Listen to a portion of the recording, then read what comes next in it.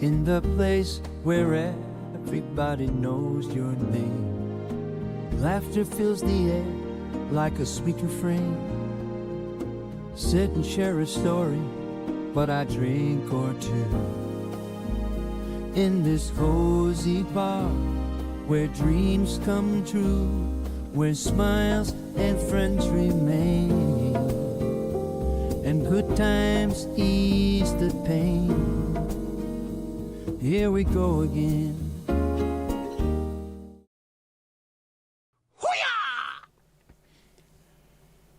Hello, hello. Can you hear me? Can you see me? Can you let me know? Throat. How are we? Kirsty, how are you doing? You okay? Mandy, Ad, yes. There's been some strange shenanigans going on at YouTube. Strange things are afoot at the Circle K. They're adding adverts to normal videos in places where they think they will help. All about coming up with more and more money, obviously. They've also keep pushing the membership. Apparently, they are willing to give an extra £5 per member, up to the tune of £500, to get people to use memberships. So I don't think YouTube are short of money or not, but they look to be pushing all kinds of stuff at the moment, which is Mondo Bizarro, dude. The hat, the famous hat. Lovely jubbly. How are we? Alright, the rotor. That's a very short rotor this week for Jess. Sound. Oh, how are we doing? How's things? Are we all okay? Are we living La Vida Loca? Or La Vida Local, even?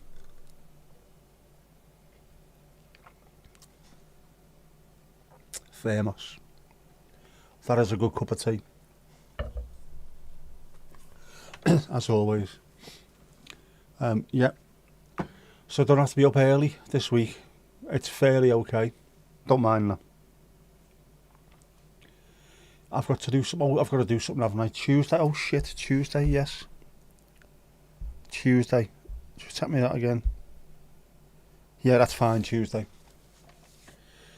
I've got to take her in for 8 o'clock, and I've got to be in the hospital for 9. So I just drop her off and drive straight to the hospital in Ormskirk.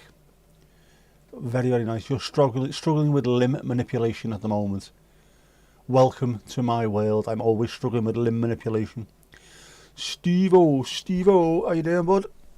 Good evening, barkeep. To you. To Helen, the Norfolk correspondent, doing remarkable work in the field. And also to Ruby Roo. Where are you?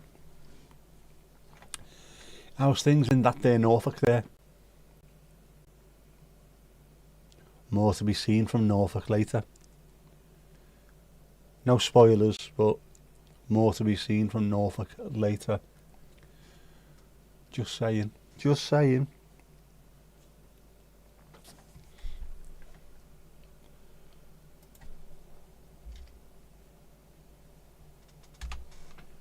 Just throw a couple of messages from Twitch to keep the 6,000 people over on Twitch happy. There's not 6,000 people on Twitch.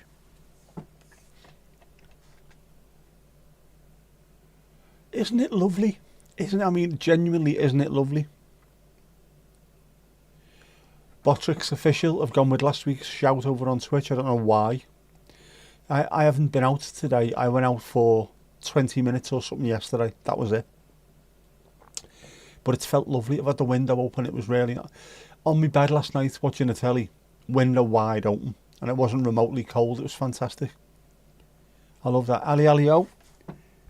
Hands in the air, waving it like you just don't care. Yeah, it's just been really nice.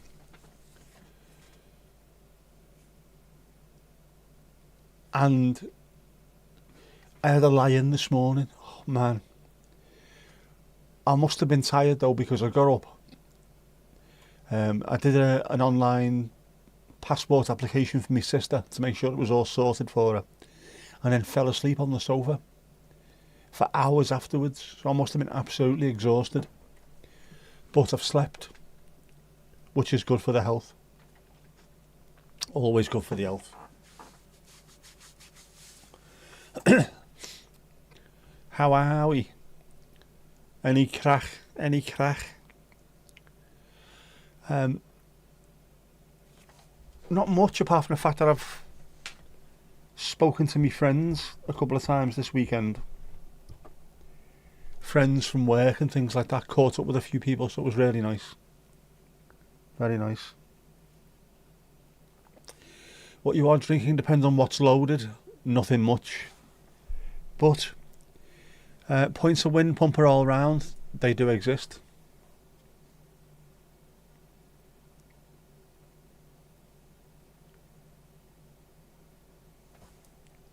Those will be changed, by the way. Hopefully, in the next couple of days, when I've got a bit of time, which I haven't had all week. I've had loads of stuff to do. Halfway through book 7. Brucey. It is lovely. I was told that people were glad that I'm alive, which is always nice to hear, isn't it, from people who are supposed to be your friends. And also a friend that moved down south years and years and years ago, which I've not heard from for ages. Just sent her a message and found out how she's doing. She's doing very well, in charge of the entire south of England by the sound of it. Very nice. And spoke to my work sister as well. She was 17 when I first started working there. Or rather, I was 30 when she first started working there. She was 17. She was trying to look after me. I think, you know what? I'm an old man. You're all right. I can look after myself. So that was a lovely thing for a young girl to be doing now. To be concerned about her fellow people she didn't really know that well either. But has come to become a very, very good friend over the years. I've got some really good friends in work. The kind of people that will stick with you for life. Know what I mean? For life, as the rappers say. You spent ages on the poor. If only the government had spent as long on the poor, eh? A little bit of politics. It's worked well. I will download just the Draggy Across and the Jumpy Uppy rather than the poster as well at some point this week. But to be able to do that, I need a little bit of time, which I've not had. Concerned about the old dude struggling. She was, because one of the first ones was there was Moorfields, which is a train station that I used to use in Liverpool. There was smoke coming through the tunnels and everyone was really worried that there was going to be issues, and she was worried about me getting home, despite the fact that I was in my 30s. I could get buses, but I phoned my dad, any chance you can pick me up? Yeah. But I thought it was really, really nice. Very considerate for such a young girl. So that's someone you can trust, someone you can rely on, and she has been ever since. There's a good group of us who've all stayed really close together afterwards. People that don't even work together anymore. People have left, got completely different jobs, or work in different offices. We've all stayed really good friends. I like that. And whenever we lose someone, everyone tends to get together. We go to the same pub, and everyone just sits around and we talk about them and laugh about them and celebrate their life rather than everyone just sitting their own miserable whinging. So it's something I like. You've got me on the TV. I apologise. No one needs to be looking at this in ultra widescreen, high definition, do they? Jesus Christ, man. You have a face like a leper's scrotum, so you have. No Bobby Moore. Who's playing? Who's playing, man? There's footy. It's footy this weekend, isn't it? I seen Scotland earlier on getting absolutely annihilated.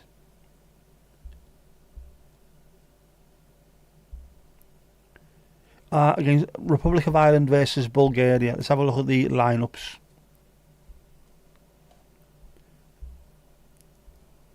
O'Brien is playing. Good stuff, good stuff. Big Jake, 6'6" of Country Irish centre half. Lovely stuff. Fantastic player him. Massive as well, absolutely massive.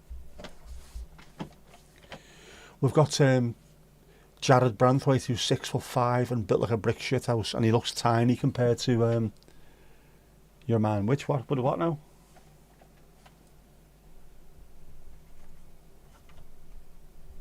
What white thing there, Horace?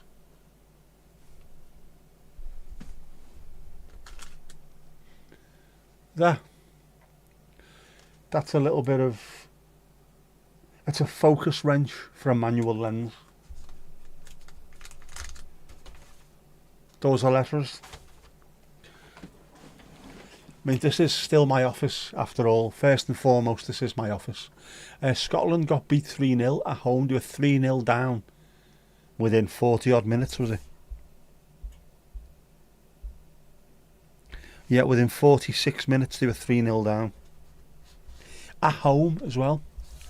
Scotland. The natives are not happy. It is Belly. It is George Melly.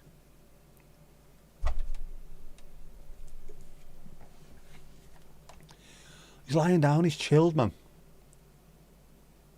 Yeah, not me, I am the white thing. Goo goo goo jube. They played another day in Bulgaria and won 2-1. Oh yeah, it's home and away, isn't it? Mandy, you are the nosy neighbour. Your name is Michael Payne. When they 1-0. Yeah, Scotland had won 1-0 in the previous game, so it was 1-0 on aggregate and then got beat 3-0, so they'd lost 3-1. Over and done with. Something to do with points, you haven't a clue. The chap made it look like a V. Whoa. I say what? Horace's V. Don't be at it. Disgusting behaviour. Disgusting behaviour.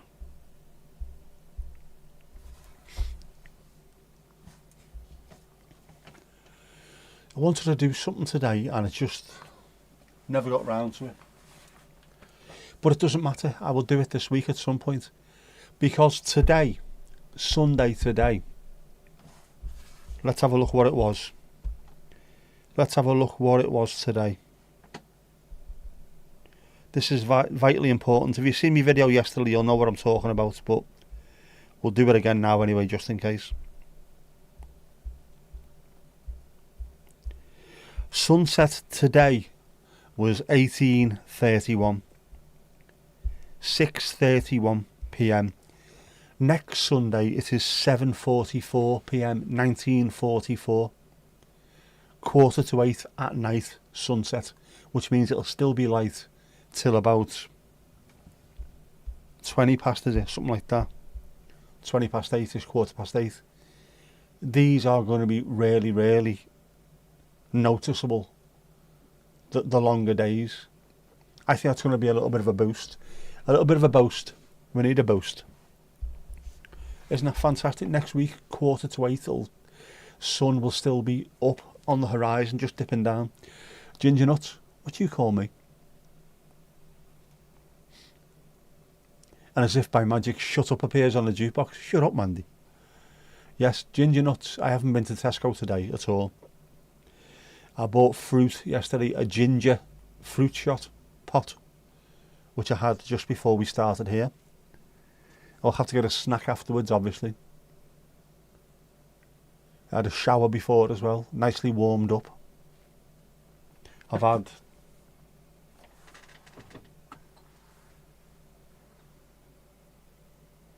the incense. Incense has been burning. It smells lovely in here. It smells of cedar wood. Is Thomas lurking in Switch? Not so far. Not seen him yet.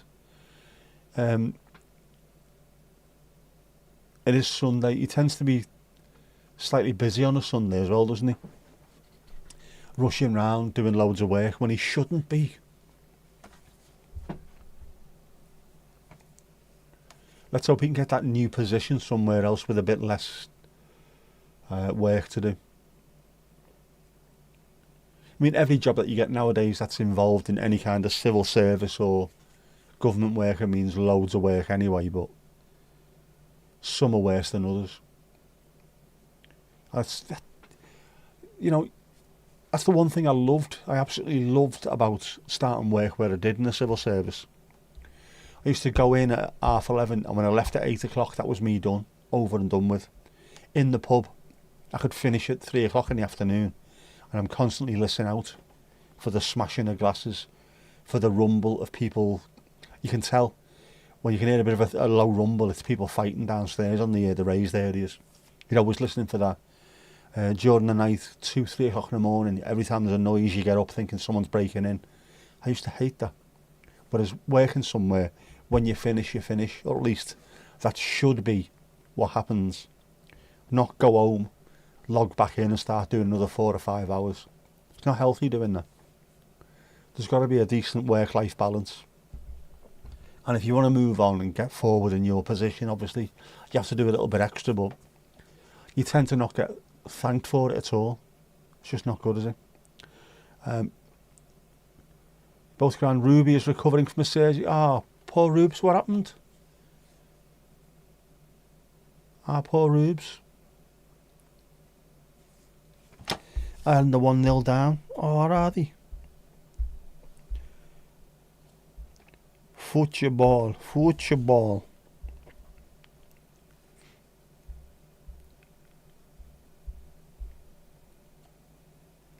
Antov scored for them.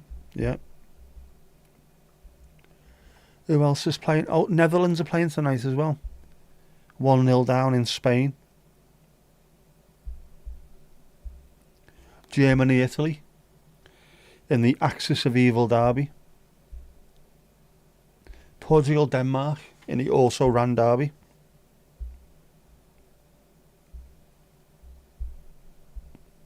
France, Croatia. Some good games tonight. Some proper, really good games. Right.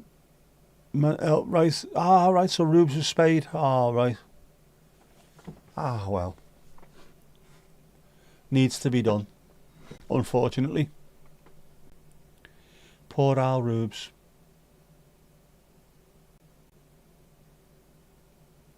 Glad everyone's all right. The hugs for Rubes. Yes. Hugs, strokes, and treats for our Rubes. We love our Rubes. Just 2 little scars where they went in by keyhole.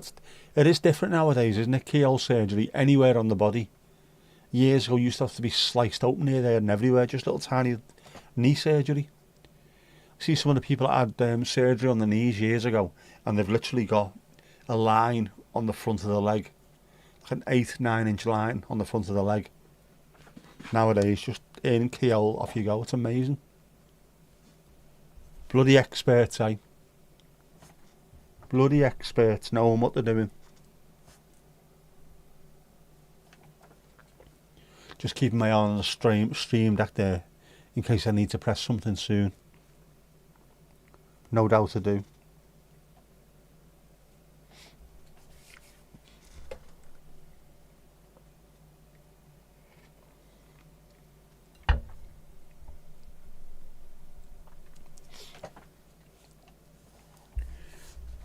Oh, hang on.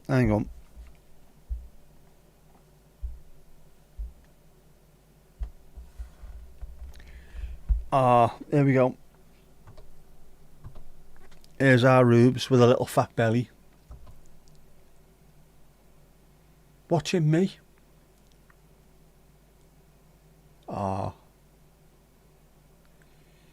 Give a little tummy rub from us.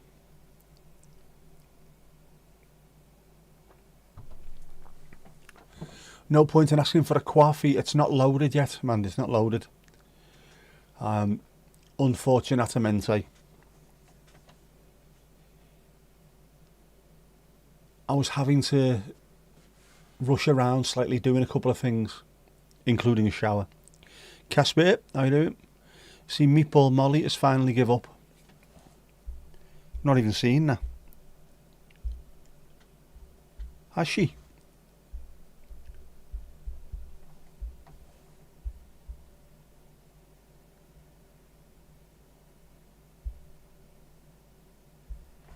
Best thing to do, really, isn't it? Best thing to do. Mandy, Meatball Molly is a UFC fighter, a female UFC fighter from Liverpool. She's a big Everton fan. Bit of a tough kid growing up, and then decided, well, rather than fighting in the street for no money, I will jump in the octagon and get paid handsomely. But must have got beat last night, so I was retired. Probably a good idea. Best thing to do. Make your money, stay healthy, get out of the business. Go and do something else. I'm sure she's got a few irons in the fire. Go training. You don't get punched in the head when you're a trainer. The other people do instead. Much better. Much better. Said that she just wasn't good enough. That's the only way you can be with stuff like that. You gain a lot more respect from people as well. I always like it when you get two boxers who've been really horrible to each other in the build-up. Afterwards, there's loads of respect between them. Just wish they hadn't to do all that shite in the first place. Thought she was a YouTuber. She probably will be now. I think she does have a YouTube channel. But no, punching people in the face for a living. Proper scouse as well, lads. Know what I mean?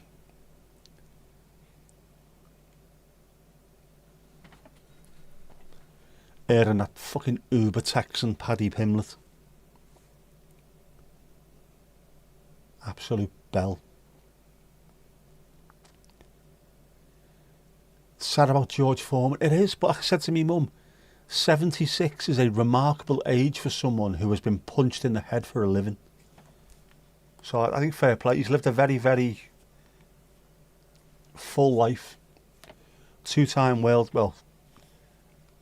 champion when he was younger and also when he was in his 40s. 45, wasn't he, when he won it? Is he still the oldest world champion? World heavyweight champion, anyway.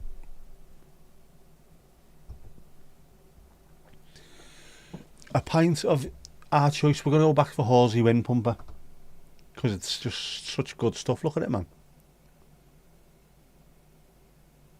Look at the head on that as well. That's a proper pint. Even I drink that and I don't drink.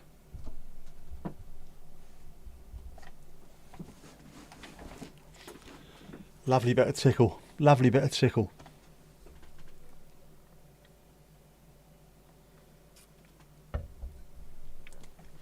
Does look amazing. That will be Armandi who created that. The drinks that you see coming on the screen, most of which have been done by Armandi, who is doing remarkable work in Harefield as well at the moment. Has to be said. You had to give your head, did ya? Did ya? Aye. Yeah, he made £250 million just from putting his name on the griller machine. He never invented it. The other company did and just gave him money. And fair play to him, people bought those on the back of his name, so yeah.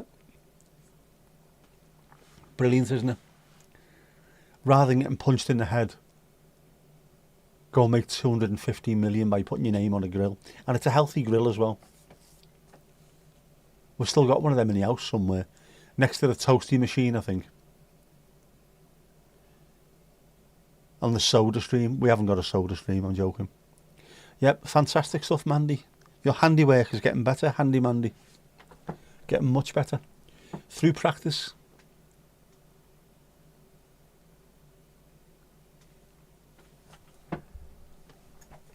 Plus it saves me having to do it all, so I'm delighted with that. Thank you very much. From a purely selfish point of view.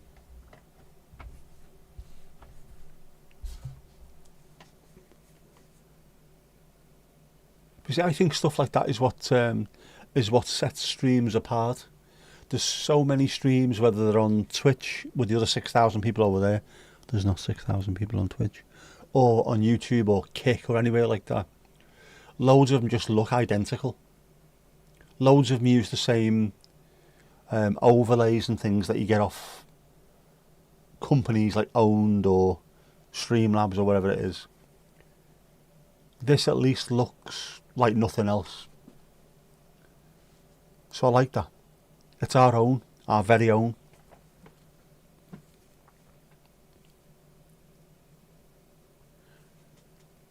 Yes, better putting your name on a grill rather than what Thomas Crapper put his name to. Although, everyone needs to buy one of them too. Getting too busy with work? Oh man. Better to be a little bit too busy and be able to knock things back than have no work at all though. Has to be said. In the other news, I didn't win the Euro Millions this week, so I've got to work for another week at least. I was gutted. I thought that was this, genuinely thought this was the week. I was going to buy myself a big van with a bear's paw on the side. Telescope camera coming out the top of it so we can get real decent sunset streams from above all the cars going up past. It was going to be amazing, man. Branded. The lot. No. Another week at the coalface. Still, our time will come.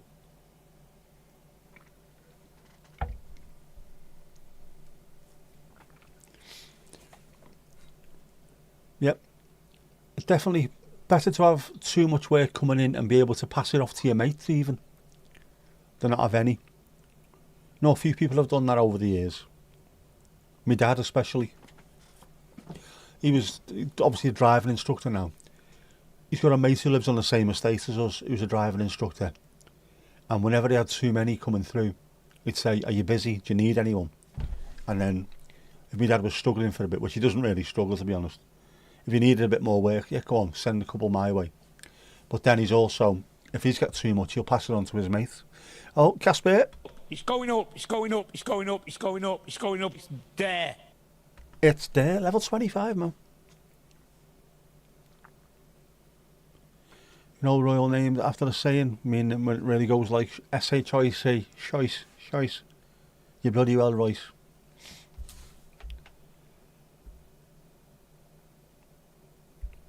Why does it keep sending me stuff, man? Steve, Helen and yourself found out last night you're going to be a great aunt and uncle. Your sister's girl is having a baby, so your family's... But that's fantastic. Lovely, lovely stuff. Ah, man, isn't that superb? Congratulations to the young lady and to the family. I was thinking about this the other day. It's my daughter's birthday next week, isn't it? And I miss having a kid to grab and hug and for him to jump all over you and stuff like that. I haven't hugged a baby in years, or stuff like that. It's lovely having babies in the family. My sister's not going to have any more. My niece is still too young to have any, she thinks. She's only, what is she this year? She'll be 22 this year. She doesn't want any yet. Jess better not be having any yet. But it'd be nice at some point to have babies in the family. That's lovely, that, well done. 182 on Tuesday. Oh. Definitely, we're doing that. We'll throw an 8 on that.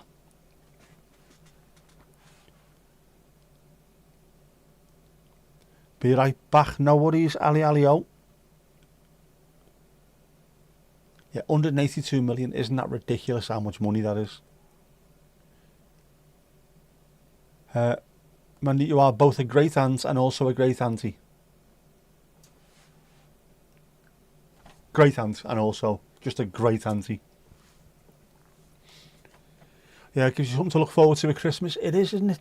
Absolutely dull as dishwater without kids. I mean, it's nice, it's quiet. You haven't got someone smashing a drum or playing with something that goes whiz bang, or whatever it is.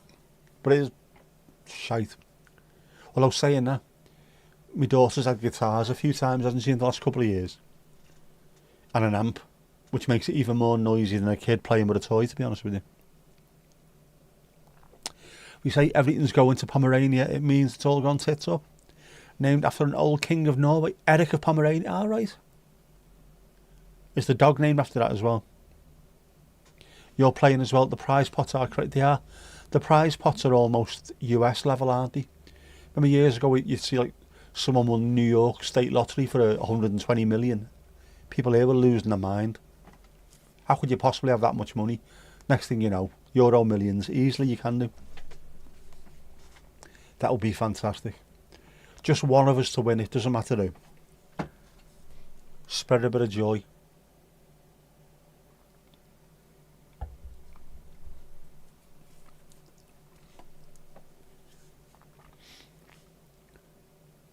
Pomerania is the English word for the region in northeast Germany called Pommern.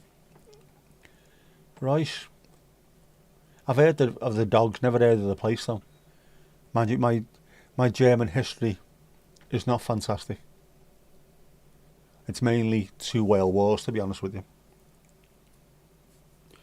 Because pretty much every kid in the UK gets taught about the 2 world wars, as well as some other bits and pieces. Ali Kevs, of course. Got to show your face here, there and everywhere, haven't you? Yeah, I hated history at school and I love it now. The same as sciences and physics and things. Stick you on the bar. It is coming up to... Go on, I'll throw you on. Go ahead, Mandy. It's been a while, The Welsh flag has not been raised in a while, is it? Where was you going when I saw you coming back? I don't know, man, I'd fucking been, hadn't I?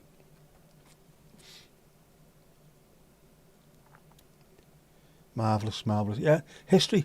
I think possibly it was down to the fact that our history teacher was always tired and yawning. So it was when he was talking about the First World War, and it started in Sarajevo.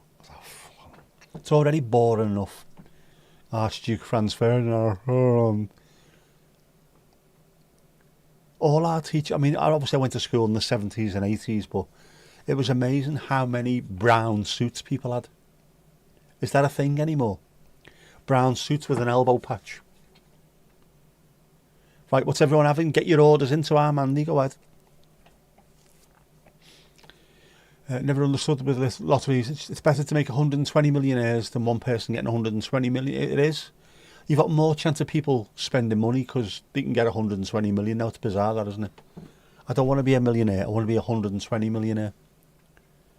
They do occasionally, don't they? If it reaches a certain level, they said, right, we're not going any further. No more rollovers.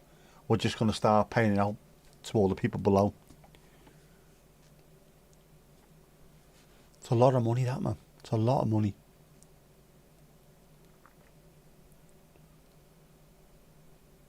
I would have fun with that. I would help so many people. And of course, have a solid gold stool. I'll be streaming from a solid gold stool down by the beach. Or 27 fellas around me, armed to the teeth, watching me with my solid gold stool. Either that or a camping chair, just a normal one. Doesn't matter really. With a solid gold stool, would that just sink in the sand? I don't know. Can't work it out. You chose history A-level. Mistake. You thought it would be Egypt. It was actually Star Wars. No, sorry, World Wars. That's the problem. You don't know what you're going to get, do you, with history? It could be anything, literally anything. But over here, it's normally World Bloody Wars, isn't it? It would definitely hurt passing a solid gold stool. No pain, no gain, no, man.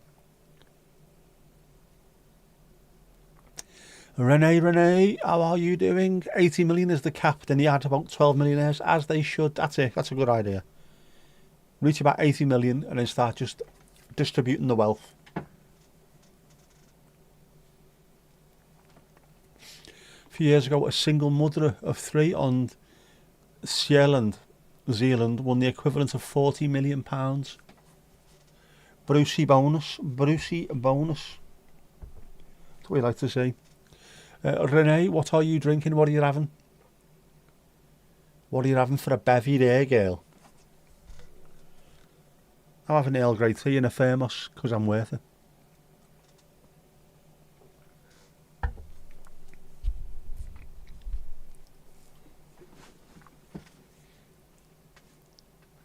The cap in Euro millions is 100 million euros.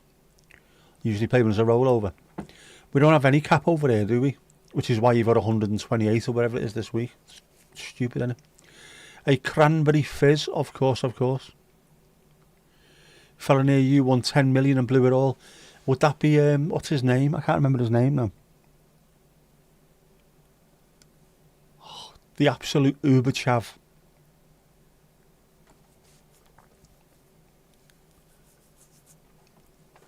Ended up in the newspaper. I'm skint. You can't be skint if you've got that much money. Just have somebody within your circle of friends who can say to you, right, stop. Think about the future. Put some of that there. Leave that where it is. And then we'll take it from there. Mikey, someone was it? Or maybe not. Yeah, he was he bought a load of land, didn't he? Fields and stuff, and then just race cars round there. Spent all his money. Oh, Mandy. It's going up, it's going up, it's going up, it's going up, it's going up, it's there. Level 43.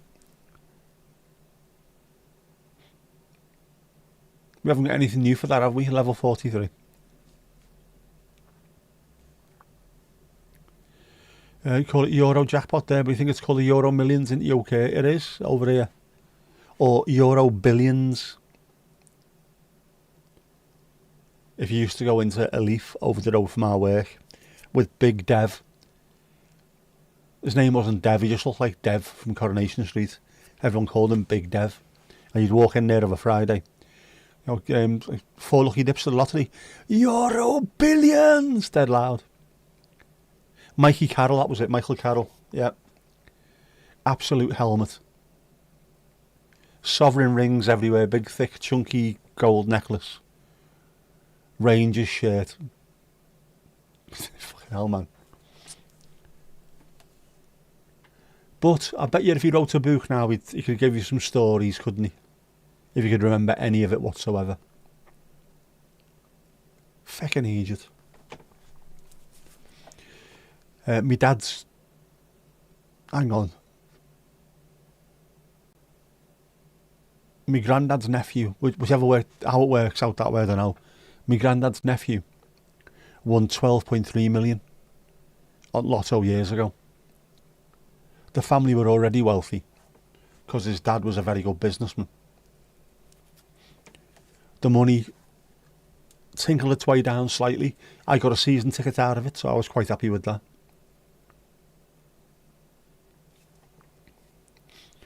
£12.3 million, and he said to his dad, I'm thinking of buying a tool to help me with my cabinet making. And his dad had to say to him, you've got £12.3 million, go and buy it. He bought himself a new coat as well, that was it. I think it was in the Sport or the Sunday Sport. They were sending girls, topless girls outside the house trying to talk to him. If it was his brother that would have won it, he wouldn't be here now. He'd be somewhere with those page 3 girls, to be honest with you. His brother tried to buy a Ferrari the day after. Our kid will pay you. Not how it works, mate. So I think for us, maybe, lightning has already struck. Too close to our family. David Ashcroft, if you want to put him in Google, you'll see pictures of him. You might even see the Daily Sport story. The prize pot in the Euro jackpot is currently 710 million Danish kroner. Mad, innit? Mad, man. A couple of million is life-changing. In as much as if you've got debts, you can pay them off. You can buy your house outright. You can, buy a nice brand new car. You can do all these bits and pieces that will give you a much, much easier life for the rest of your life. And maybe drop down to your kids. Maybe even the grandkids. It doesn't take a huge amount. But 120 million, Jesus. You'd go and buy a street, wouldn't you? An entire street. Make sure that all your family have always got somewhere they can move into, if need be.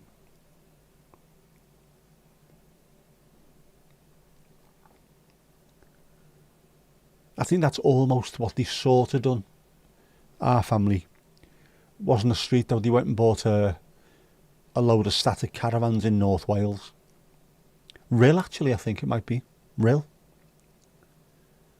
Everyone of our family absolutely loves North Wales, so I don't really want to go and buy somewhere, a Caribbean island, nothing like that. It was always North Wales. It's where everyone feels comfortable. It's close to where they all live. May as well.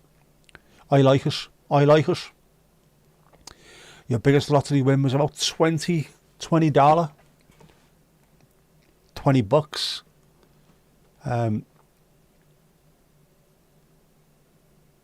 I think I've managed about 90 quid, I think it was me most. And the worst thing about it was it four numbers or 5 numbers it might have been. The week before it was something stupid. It would have been like a couple of grand or something. And the week I won it was about 90 because so many people won. Absolute ball ache. But you know, it cost me so much to put on and I'd more than made my money back, so I was made up with that. Always think of it that way. The same as the football coupon. When you do your football bet of a weekend, one result let me down for 4 grand. I've lost 4 grand. You haven't. You've lost £1. That's all you've lost.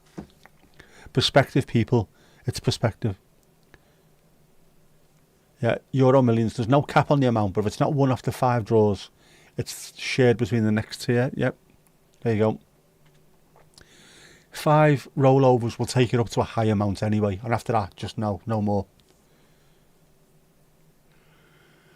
You have a couple of tickets in the postcode lottery. Payout isn't huge, but it's spread fairly evenly. That's better, isn't it? To be honest.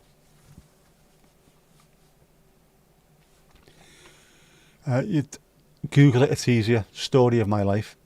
You'd focus on security, land and off-grid. Gotta be done. Which I suppose is the reason why when you do win a lot of money, they take you into to see people, don't they? You go and speak to someone at Camelot, which is the company that deals with the UK lottery anyway. You go and speak to someone about how it's life-changing to not go and spend it all in one weekend. Things you can do to provide for your future. Psychologists, a lot. Because otherwise, can you imagine just getting someone who's about 19 or 20 and throwing 120 million at them and leaving them on their own? They wouldn't last 5 minutes, would they? A bucket of tea. We can do a bucket of tea. Where are we? Your bucket of tea. And your Jaffa cakes. Go back and take the bucket of tea off. Aegis. Grab bag if you want a grab bag instead. Yeah, up you washed your hands, Ali. No comment. You won at most £20, you think, but I've made some okay wins in poker tournaments. There you go, won a lot of smaller tournaments, but after the 7 to 9 hour mark, you'd lose your focus. That must be one of the worst things. To win a tournament like that is taking you hour after hour after hour, days even, isn't it? Did I change the bucket? No. That's the same bucket. That's the tea bucket. It's not the hot chocolate bucket or the brushy bucket. There's 3 different buckets, you see. Can I bucket? Yes, you can. We have different buckets. They're all AI buckets as well. You're going to do that? Well, do it. Do it. I haven't changed anything. They have been the same way since I made them. You can't imagine playing cards for that long when there's mucho dinero involved, as they call it in Japan. It's got to be done, hasn't it? Well, I suppose that's what makes you a professional rather than an amateur, isn't it? The people who can play for that long tend to go on and do it professionally. If I sent you the buckets, I would. Okay, I will send you the buckets. Apart from, I forgot to do it. I've been knackered, man. I've been knackered. Exhausted. If I'd have slept normally on Friday night, possibly a lot more would have got done this weekend, but I didn't. So I didn't.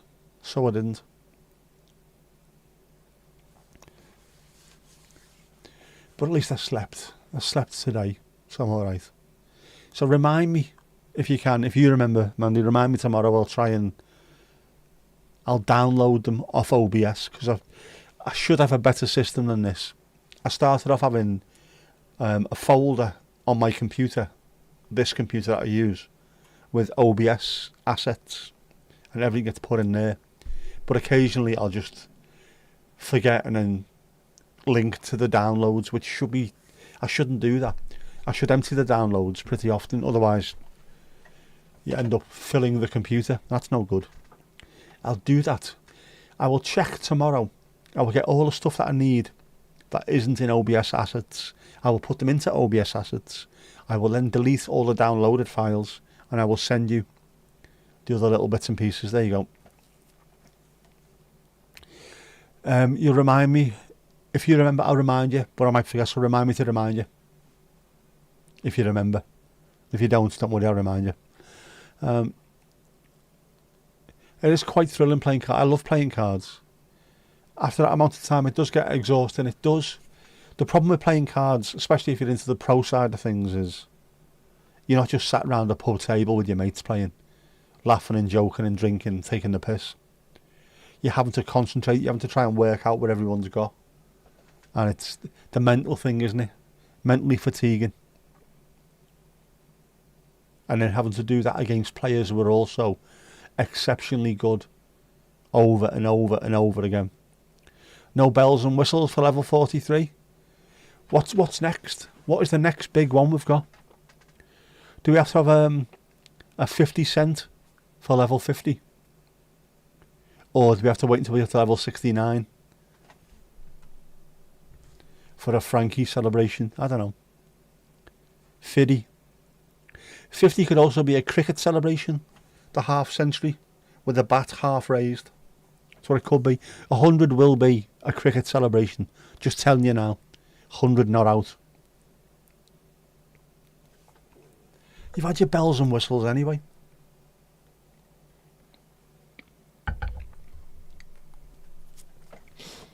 You were the first to have your level 42. Know what I mean, bro? Know what I mean?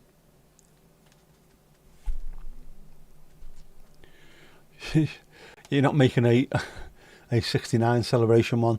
Might get us removed, to be honest. Could be demonetised after that one. Although making it on cap cut would make sense, especially if you're Dutch. Let's go no further with that. No further with that. Where are we on? Oh, almost 9 o'clock.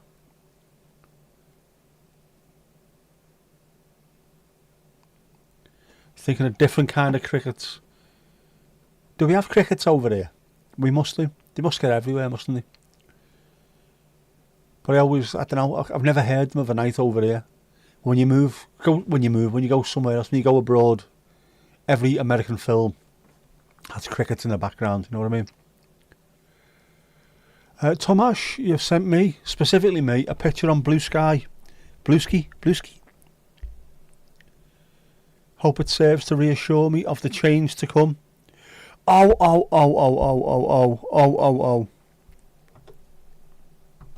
This, my friends, is breaking news. This is breaking news. Would you look at that? That is the Everton Stadium at Bramley Moor. And what do I espy in front of me? Douwe Egberts coffee. Oh my God, it's the best coffee. It's adorable. Oh my God. That's fantastic. I am fully reassured. Gracias, lid. Gracias. Fantastic. Whereabout were you? Which part of the stadium were you sat in today? I thought you might have gone today.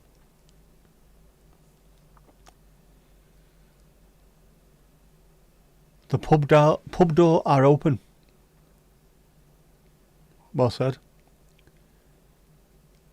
Was you at the game today? Was you there? Was you? Aye. Was you? It seemed to be a bit busier today. Obviously, they opened a bit more of the stadium, so emergency evac.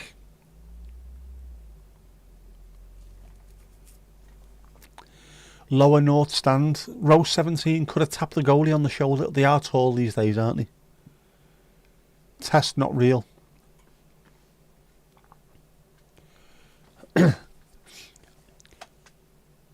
Always there. I wasn't. I was at home. In fact, I was on the sofa asleep, to be honest with you. So what does it look like in real life? Is it looking fabulous? Is it looking marvellous?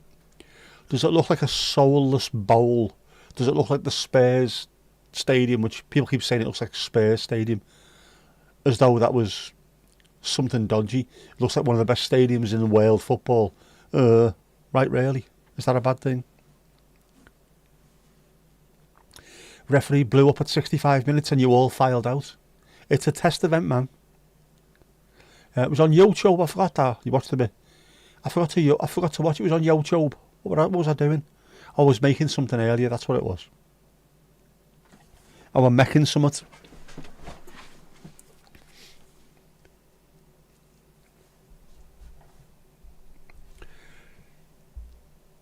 That thing now, right? That thing. The referee blew up at 65 minutes and we all filed out. Was that a test evac or was that just typical Everton? 6-0 down. Bollocks to this, I'm getting off and going to the pub instead. That's what we tend to do. Because my grandfather had 15 siblings and him and your grandmother used to have some of his siblings over for cards once a week. Alright. Boarding school, you met a girl whose grandparents used to go to those cards nights. Because her granddad was yours brother. Alright. We found out because she looked up a pro footballer she was related to. Right, saw it and it mentioned that you're related to that guy. Yes, thankfully you didn't date. You need to move away slightly, don't you, from that side of the gene pool. The detail outside, feel free to put up. Let's have a look. Let's have a look what we've got. On his blue ski.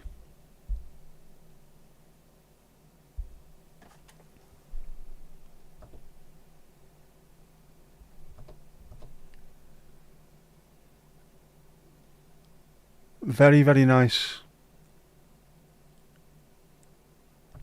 The little details.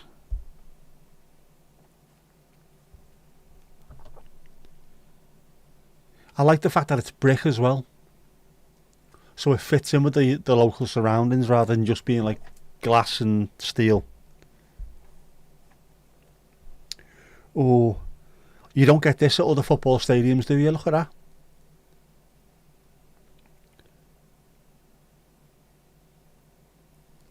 Isn't that superb? Water fountains, yeah. Old school water fountains. They aren't actually for use for us, by the way. There's a blue donut. Look at that, man. Isn't that a beautiful stadium? Devastated. And stuff like this I absolutely love. The dock wall gates. Isn't that beautiful, man?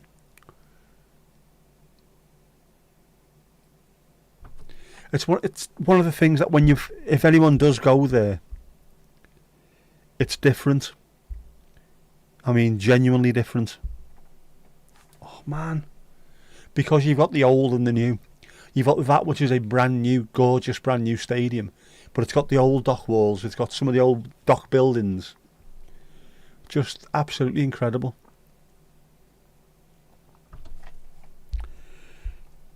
Pre-match plaza streams are going to be fantastic. They are going to be amazing. Cheers for that, Tomash. They are. I'm going to have to make sure that I'm allowed to take in all I need. So, yeah, phone's got to be fully charged. The mic's got to be working properly. The first game, I'm going to get there extra early and we're going to do a full-on, massive, long stream from there. Walk you around the place, let you see what it's like. I'm looking forward to it, man. It is a beautiful stadium. It looks like a few of the buildings in Copenhagen Harbour. It will do. It's Liverpool docks. It's probably from the same era. Everywhere you went, there'd be something similar to make people feel at home so they know what they're doing. Yeah, absolutely beautiful. Instead of knocking them all down and making it look brand new, work with the old. And if you go and watch it, as you stand outside, you see the dock wall going all the way along, and this looks like a little tiny thing peeking over the edge of it rather. And it's not a little tiny thing; it's a fucking huge football stadium. And then as you get closer to it, it's beautiful, man. They worked it really well. Over the road from the stadium, there's also the tobacco bonded warehouse, which I think to this date is still the largest all brick built building in the world. In the world. And so to fit in with that, they've made it brick on the outside, which is just, you don't get that at other places. It's amazing, man. Thanks for putting them up as well. I appreciate that. Was one of the pics your brick? No. So you have to read that twice there. Get your brick out. Bricks are still being finished. Hopefully they'll be done for the first proper game. That'll be lovely.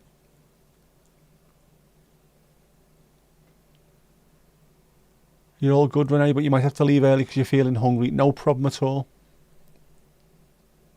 Too much good food yesterday. There's no such thing as too much good food. If it's good, get into it.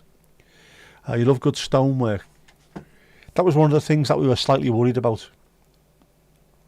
Is, were they going to absolutely ruin something that's been there for, I don't know, hundreds of years, decades, hundreds of years even? Were they going to ruin it completely? And thankfully, Dan Mace, whatever it's pronounced as, the American fella who designed it, the architect, has worked with everything.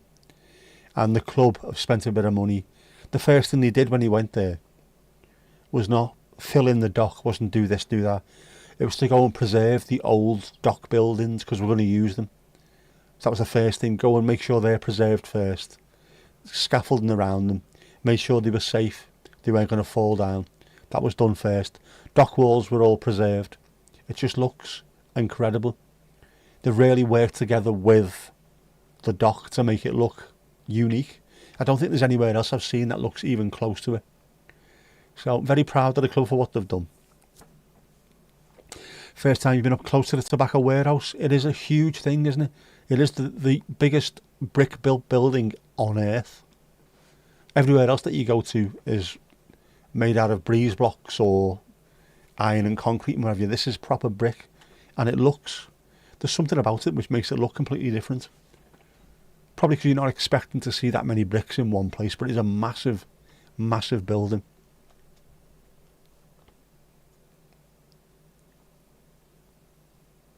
You are still nursing your cranberry fizz. Have you tried natural yogurt? That'll fix it for you.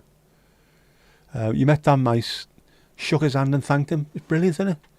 Mandy might be level 43, you're on cloud 9. Dan Mice, yes, he is the 21st century Archibald Leach. He is the designer, the architect of the new stadium. And when he come over here to see Everton and to try and get an idea of what the club was about, he absolutely fell in love with the club and is now a fully fledged Evertonian. He also made the Roma Stadium, didn't he? He's done a few, and quite a few of the American football stadiums as well. But he is full on blue now, la. I like the fact that they used a little Archibald Leach crisscross patterns as well on some of the handrails on the outside of the stadium. I like all those little touches. Obviously we can't bring St Luke's Church with us, but we can bring some of the history.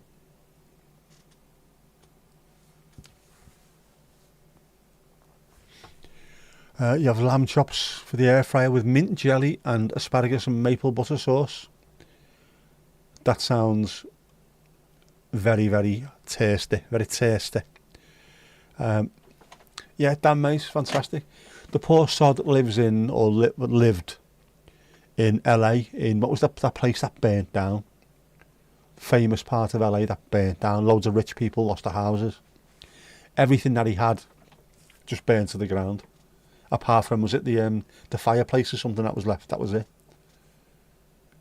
Poor sod. But the family was safe. The way you've got to look at it, I suppose.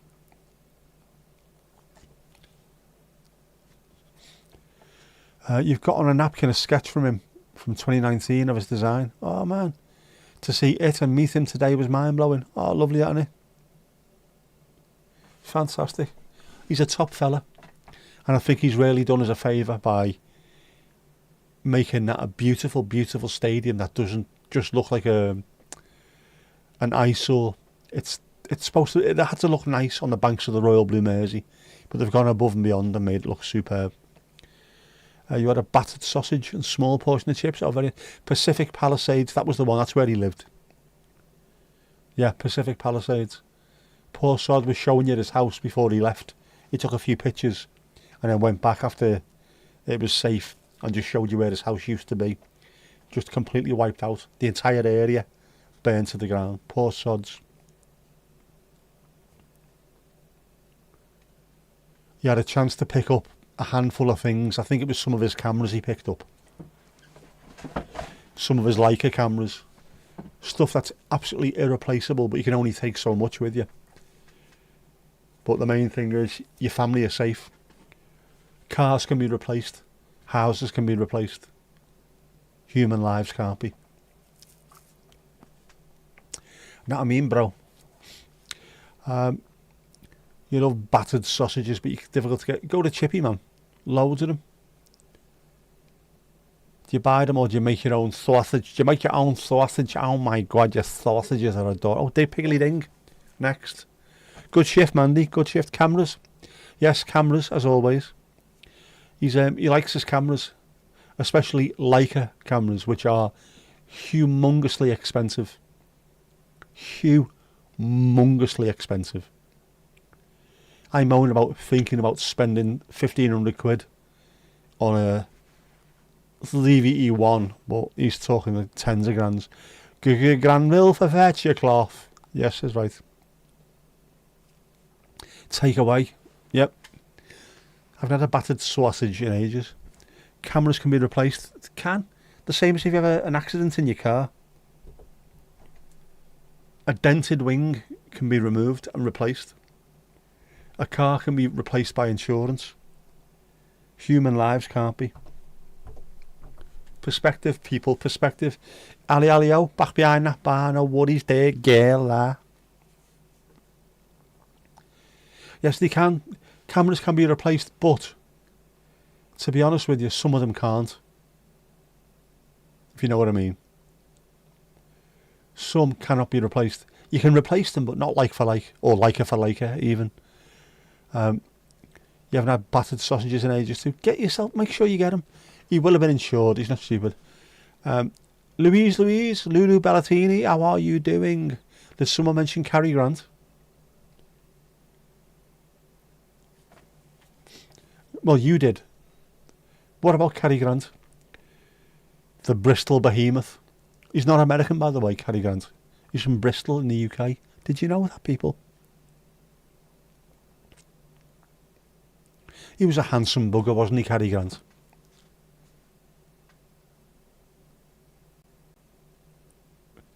That was your main aim from when you were a teen. End the weekend with a battered sausage. Small portion, obviously.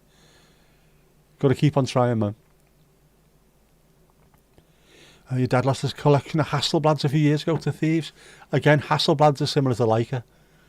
Old school, just ridiculous how expensive they are. His real name wasn't Cary Grant either. It wasn't. Was it Archibald someone? What was his name? Not Archibald Leach. Archibald. Or something like that, wasn't it? Come on, what was his name? What was his name?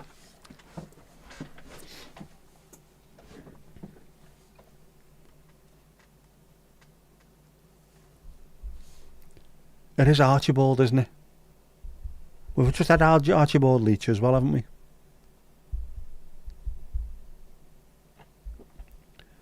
American actor. He's not a bloody American actor. It is. Oh, man, it is. Archibald Alec Leach. Leach. Not Leitch. There you go. Which is why you said, did somebody mention Cary Grant? Of course, yes. Right, you see, that I didn't realise, otherwise I'd have got on to exactly what you meant there, Louise. Yes, Archibald Leach.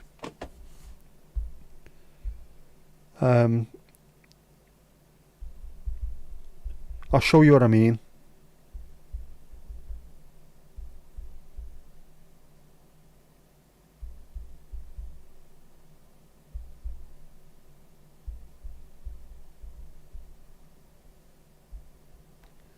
Just see if I can show you the pictures.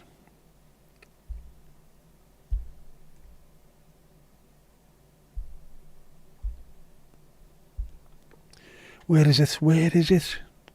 No, I don't want fucking millions of photos, you knobheads. No, just show the picture. Right, bollocks to it, that'll do. See that crisscross pattern? Crisscross.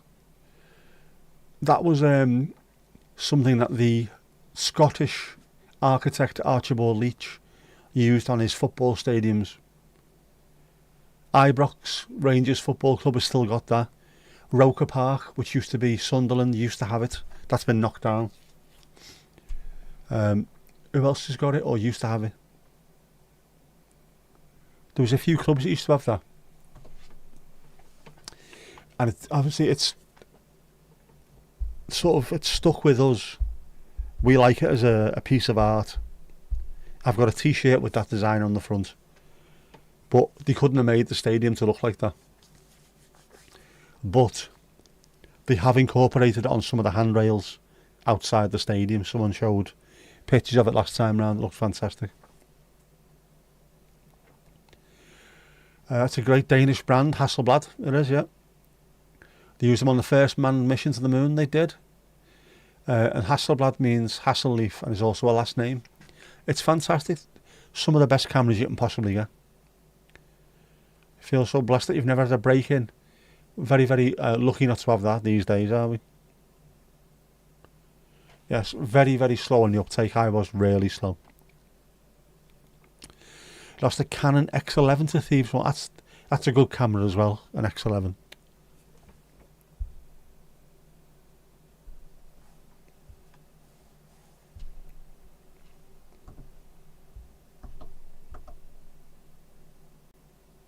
It was stuck.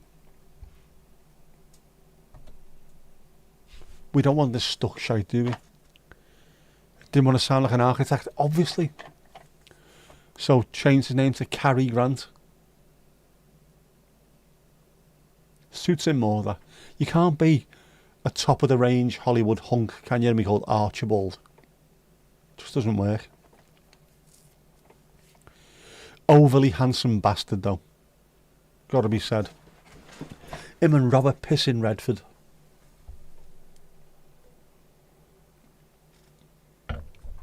There's no need for people to be that handsome.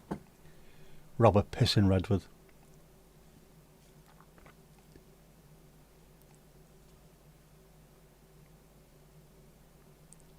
It is. That's exactly why Cary Grant changed his name. Certain names sound good, but then you're also certain names sound good on a Hollywood playbill. Archibald Leach doesn't look as good as Cary Grant, top of the bill. But then it works the other way around, doesn't it?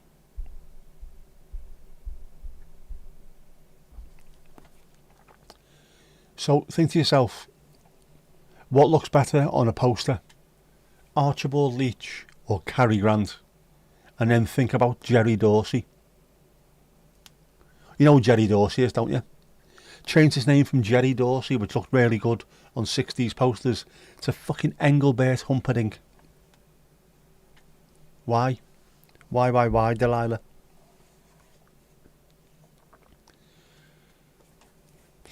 You still think Robert Redford is Brad Pitt's dad? It is ridiculous how much they look like each other. You prefer the guy who played Aquaman? Jason Momoa, yes. Apparently you'd have to get to the back of the queue, as every woman I've ever met in my life has putting themselves in the way of Jason Momoa. He's an unnecessarily handsome fucker as well, isn't he? No need for it. Seems a funny lad as well. Not just a clothes horse, you know what I mean? Some of those who are stupidly handsome just are vacuous. They can do the Blue Steel look, and then that's it. That's all you get out of them. Not him, he's quite funny.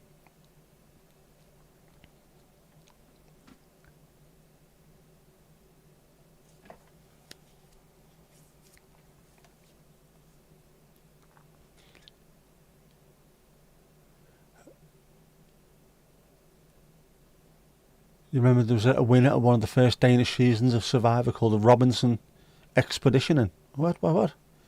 Her mother was taken from the gene pool by a serial unaliver called Hasselblad. Dimash is also very handsome, vocalist and model. I was a model. I used to model oven gloves, obviously.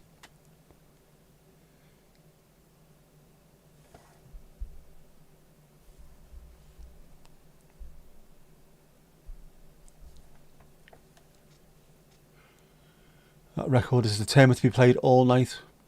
No. There's only one record that's getting played all night long. It's Lionel Richie, obviously. Stargate Atlantis. Is that what he was in? I don't know, I don't watch anything like that. I did watch the original Stargate and I hated it.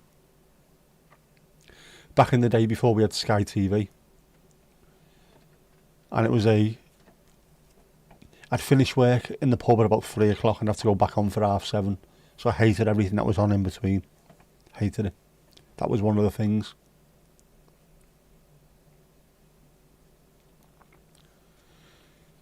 Steve-o.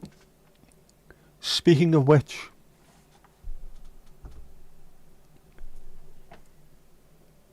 I think we're going to have a little bit of a video break to show you something. Right, making a list of things to do, Mandy. It'll be as long as you're here. Renee, you were in a commercial in your 20s, nude butt cheeks with a block of ice cream and your very long hair. Were you really? Bloody hell. Fair play to you. Is that your passport photo now? I thought I recognised you.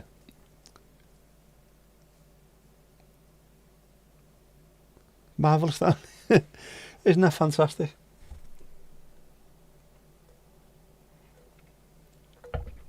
Thing is, though, the question has to be asked now, what was it actually advertising it? Was it advertising the ice cream? Was it advertising long hair?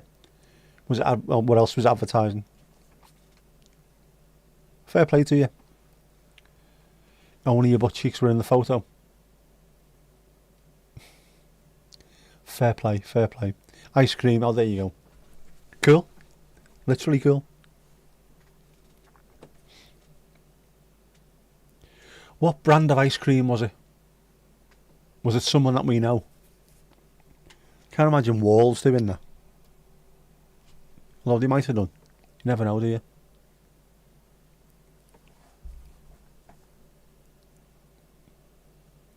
Hey, if you got it, flaunt it.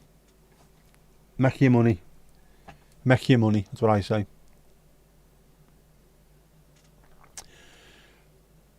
Just hope it wasn't chocolate ice cream. Oh, very poor indeed, very poor. It was a local brand. Ah, fair enough. It's nice that though. Nice to have a story to look back on, I think. It's not anything like that. Yeah. Where are we? We'll have to make sure that Steve and Helen are around because we're going to see from them now. We are going to see from our good friends down in Norfolk. Are you ready? Are you ready? Kept shivering and used about 10 blocks. Oh, man. Kept melting because you're hot stuff. Obviously, that's what it is. Here we go. Check this out. With the ills of the world, don't feel despondent. Here comes the news from the Norfolk correspondent.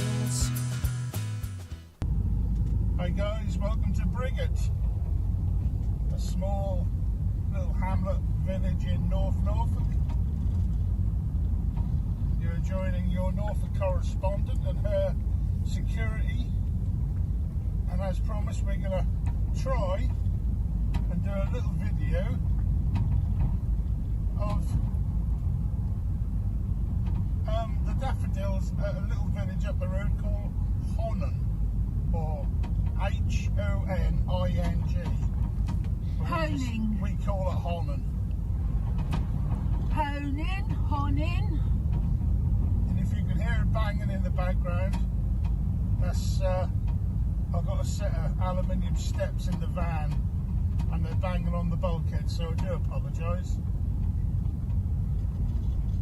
But this is a tricky little road. This is the old railway line.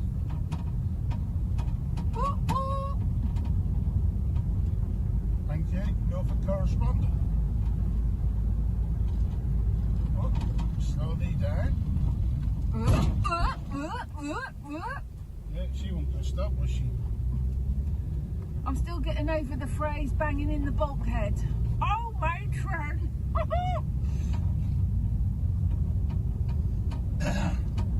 Very poor. Very Very poor poor indeed. indeed. Right, that's Honan Church. Honan on the hill. And then the road is called Holland Long Lane. And it's basically about a mile long, straight road. And there's normally millions of daffodils growing all up the verges. I do apologise about the bang. Interesting fact about Honan is that there's an old First World War mortar that just sits in the village here. See it, Ella?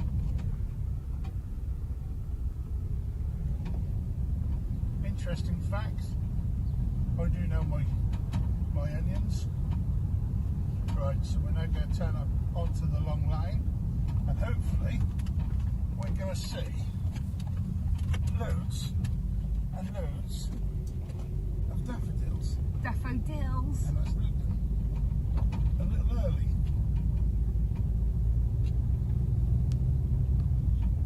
Oh, maybe not. Maybe not. So this is Long Lane, Honan. Just gone past the church on the hill.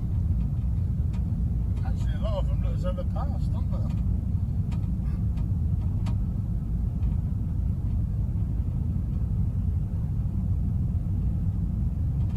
Can be spectacular when they are all out. Well, it looks like most of them are out. They are out, yeah, they are. It's just a lot of them on the left-hand side as though they've already been and gone. No, they're all out in flower.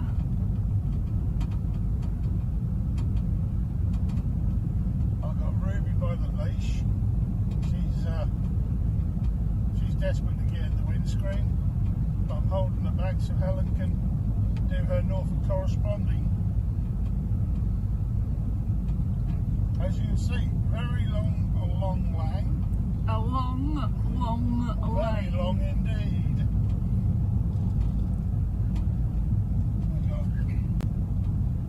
Okay, Ruby, I've got to stop there. I've got a little car by. I'm one of them pesky cyclists.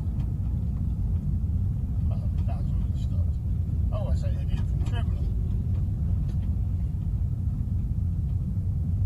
Thank you.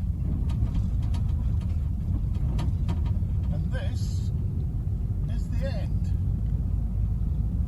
So thank you for accompanying us on our journey. And we'll see you next time. Ta-ra! Ta-ra! With the L's of the world, don't feel despondent. Here comes the news from the Norfolk correspondent. How fantastic was that? Lovely, lovely daffodils and loads of them as well. We love that. So thank you so much for that, Steve and Helen, correspondenting, doing remarkable work in the field, has to be said. Yeah, ivy on the trees will be, won't it? Yeah, thousands of dollars worth of daffodils just growing wild all over the place. Jackie Lewis, what about you? Ivy just grows wild. She does. Sorry, it does. But it's fantastic. Plenty of fields in that video. Norfolk is known for it. That side of the country is known for it, to be honest with you. The fens, all the lovely growing area, lovely growing areas.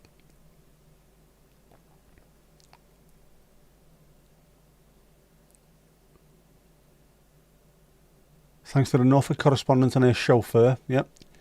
Thank you very much. I love stuff like that. It's always nice to see where you are. Looks a beautiful part of the country as well, obviously. So it's not just coast. You've got the coast, but you've also got that beautiful drive as well. Proper fields, nice country lanes. Not just motorways and concrete. It's there, man. Lovely stuff. You have to turn the sound right up. I just deafened you. Sorry! And yet you were moaning about me being too quiet the other week. What? Make your mind up, Mandy. Make your mind up.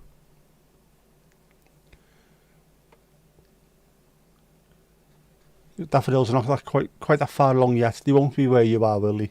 It's a little bit warmer here, so they've come out and they've stayed a while now. You never get over how narrow the English roads are. It's because our country's really old. A lot of the roads that we use now used to be roads before cars were invented. So that they are really small, thin roads. And we can't really change them, to be honest. Well, not in places like, I suppose, Norfolk. Bits of Devon are well known for there as well. Like 7 or 8 miles of one track road, and if you see someone coming the other way, one of you has to back up for 6 miles. It's bizarre. You still got snow, no daffodils yet. I can't see. We did have daffodils over the road in that house over there. Can't see if they're still there. I think they should be. The weather's been quite nice. Ireland are 2-1 up. How you doing, Connor? You alright, bud? Let's have a little bit of a look at that as well. What's the Bobby Moore in all the games?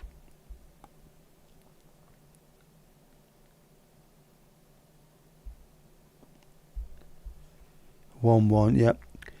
Ewan Ferguson equalised for Ireland. Lovely stuff. Spain, Netherlands 2-2. Lovely stuff. Hup, Nederland Hup. Goals going in all over the hockey. Goals going in all over the hockey, lad.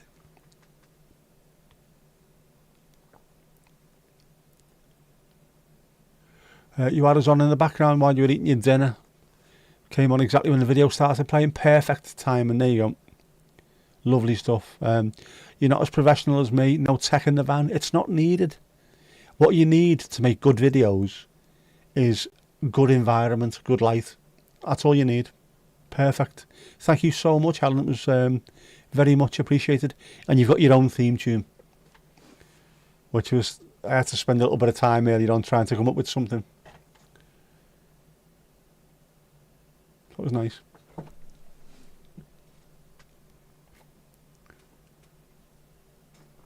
Eventually, at some point, every single person on here will have their own theme tune. Just warning you, right? Couldn't stop laughing at the pic. Ah.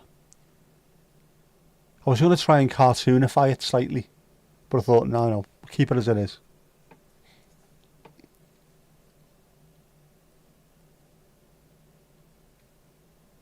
Yeah, fingers crossed Ireland wins. You can keep your hat on. Not for much longer though. Weather's going to be nice. Renee, starving, have to go. No problem at all. You go and get yourself fed. What you having? Ice cream, eh?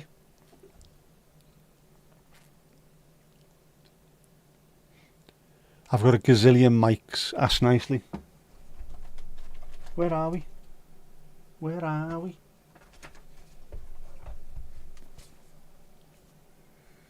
Look like a proper correspondent using this. Hi. I have got loads of microphones, loads of cameras. I've got too much stuff, man. It's ridiculous. I'm such a gear knob. I don't mean like that.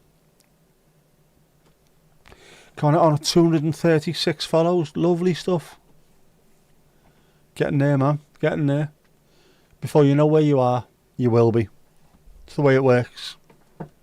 Flying, yeah. Absolutely flying. Well done. Keep it going. The way to do it is build your community. Your community will keep coming back for you. That's how it works. It's not about numbers, which I know is easy to say once you've hit monetization, but it's not. It's genuinely not. It's about fostering community. You're better off having 1,000 people who watch your videos rather than 100,000 people who don't. Simple as that.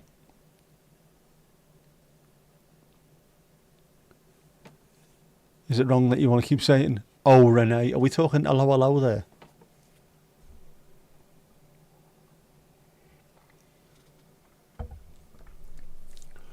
Your roads are older as well.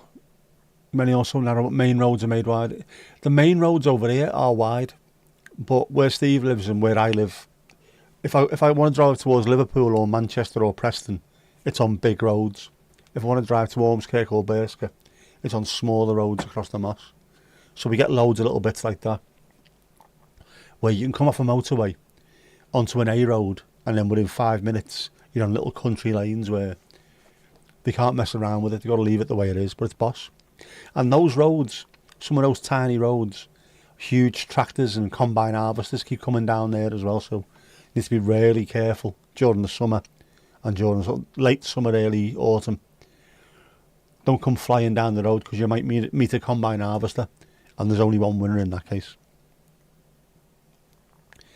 Trying to get to 1,000 followers before the end of the year. You will get there, mate, you will get there. But you've got to make sure that those 1,000 followers actually watch your videos as well. I made the mistake of hammering shorts. So I got loads and loads of people following me through because I made shorts that were quite successful. They don't watch any videos though. They give you a follow as a sort of a thank you for doing a short they like. It's not good. Better off having less followers but good quality followers. They're the ones who look after you. Definitely. But you'll get there, your 1,000, you'll be there before the end of the year. What are we on? Don't know why I'm checking the clock for what month it is. 23rd of March, there you go. You will be there by the end of the year. George Michael there. Gotta have faith to fight that. You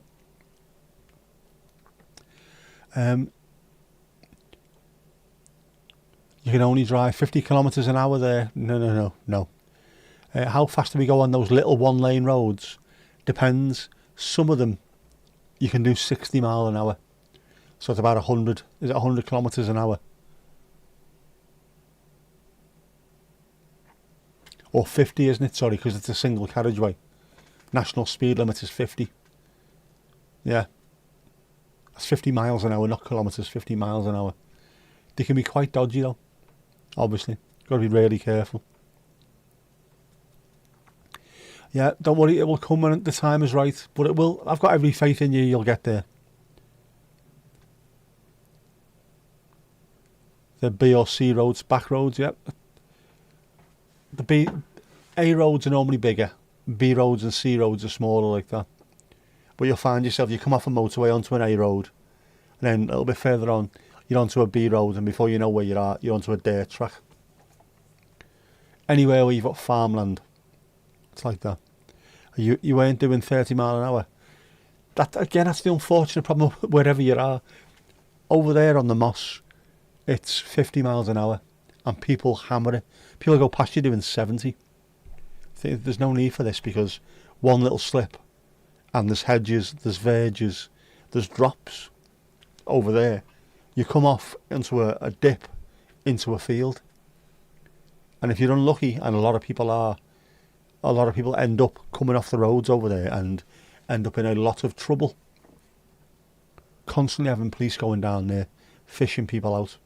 It's not good. Drive normal, man. Depends on how high the hedges are. Again, got to be careful though. Those hedges, man.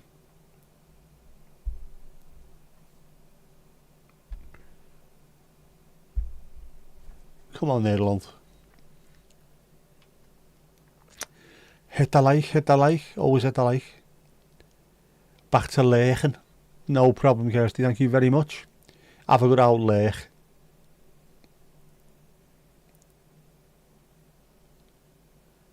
a latte for our Jackie. Do you want an extra shot with that? I need to throw the coffee on. Mandy, remind me to throw the coffee on tomorrow. Has to be done. Has to be done. We can't not do it.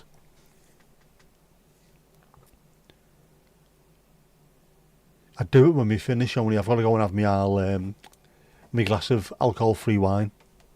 Know what I mean, bro? Know what I mean? Not feeling chatty? Oh, hopefully you're alright. Hopefully you're alright. Louise, you want a beer? Do you want to flirt with that, love? Of course. How's life 38,000 feet up Mount Pendle? How's the weather been up there? How are the Sherpas? Are they alright? Are they treating you well? How's your yak?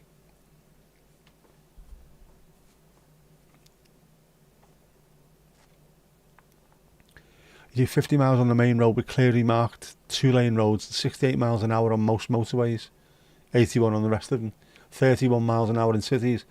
Ours has changed. The cities you end up doing 20 miles an hour. 2-lane roads, depending on where they are, is normally 60. Motorways are 70. So it's sort of yin-yang, isn't it? People everywhere else can go a bit faster than us on the motorway. Maybe in cities, we're slowed down. And yet, on roads in the middle of the country, you can absolutely floor it and no one says a thing. Bang out of order. It's not a frothy coffee. Oh my God, you got no frothy coffee. Hugs for our Kirsty, of course. Anyone listening who didn't know any better would think that you live on top of a barren mountain. It's not barren. There's Sherpa everywhere. There's yaks. Piggly ding next. Anyone else want to go behind the bar? Have you not seen it? Mount Pendle. It's amazing. Gorgeous looking thing. First of all, you've got to go up Pendle Hill. Once you get to the top of that, you can look up and really see how high it is. It's amazing. Beautiful, beautiful place. What did Jinx say?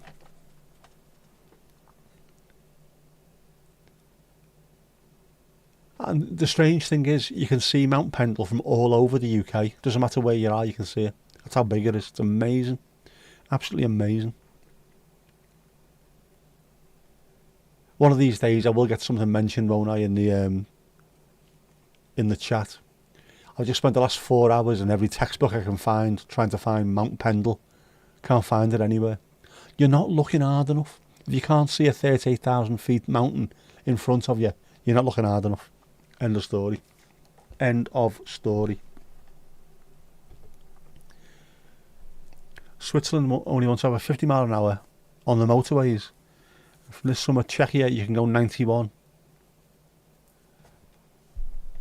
The cars that we drive nowadays are so much more safe and robust that we should be maybe looking at the speed limit. Not too much though, because people still can't drive like the fucking idiots.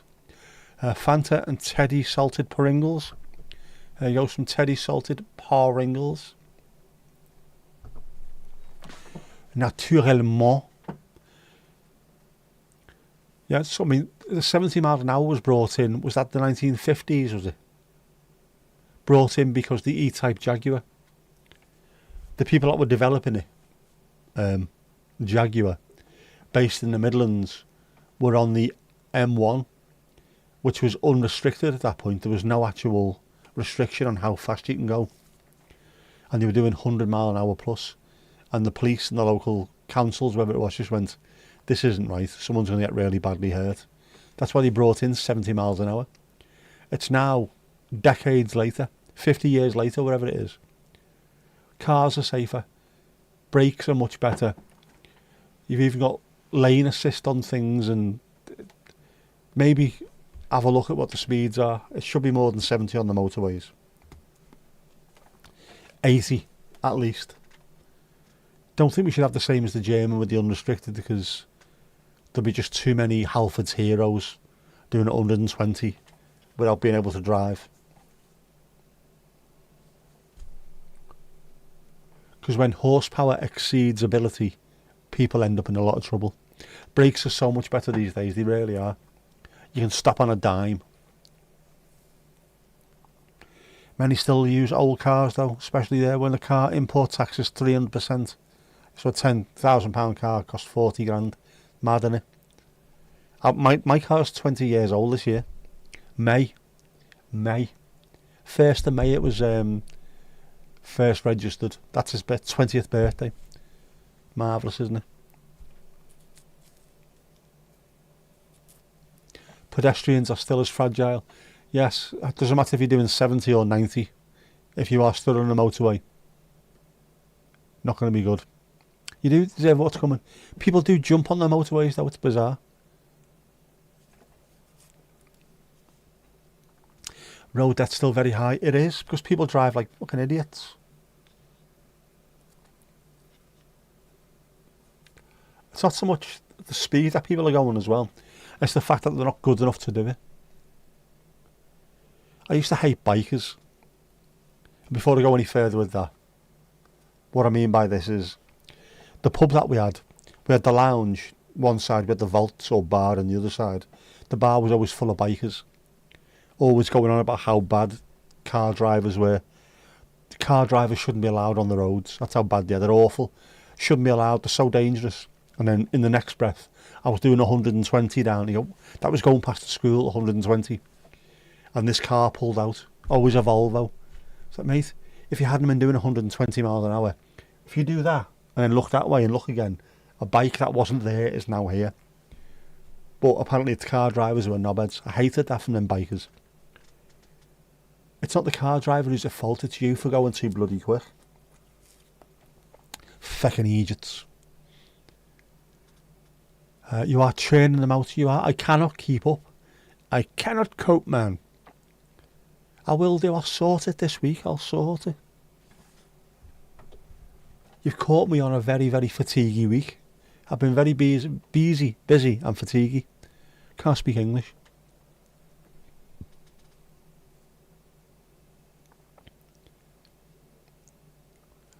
They are on the menu. They will be. Sorry, they will be. They'll be there. Speed's the biggest killer in road deaths. It's not just speed, it's the inability to drive. Because people can cause all kinds of trouble at 40 mile an hour, whereas people that can drive can do 70 and not get into any kind of issue. Again, it's when horsepower or speed exceeds ability. That's where the problem is. You've forgotten how many you've done loads, man. Done loads, man. It's fantastic. Yeah, it is. It takes two of those. The rules don't apply to me types to meet, and then it's bedlam. That's exactly what it is.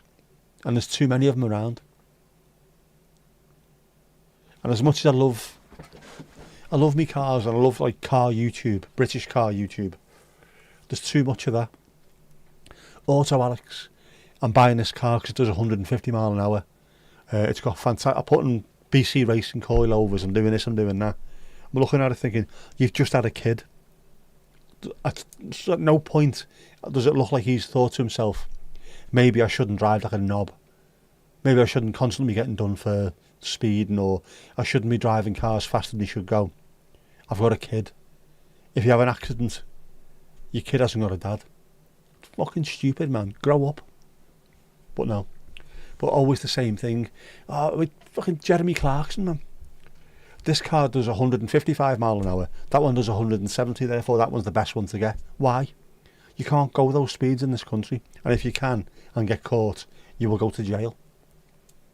Feckin' idiot. Grow up.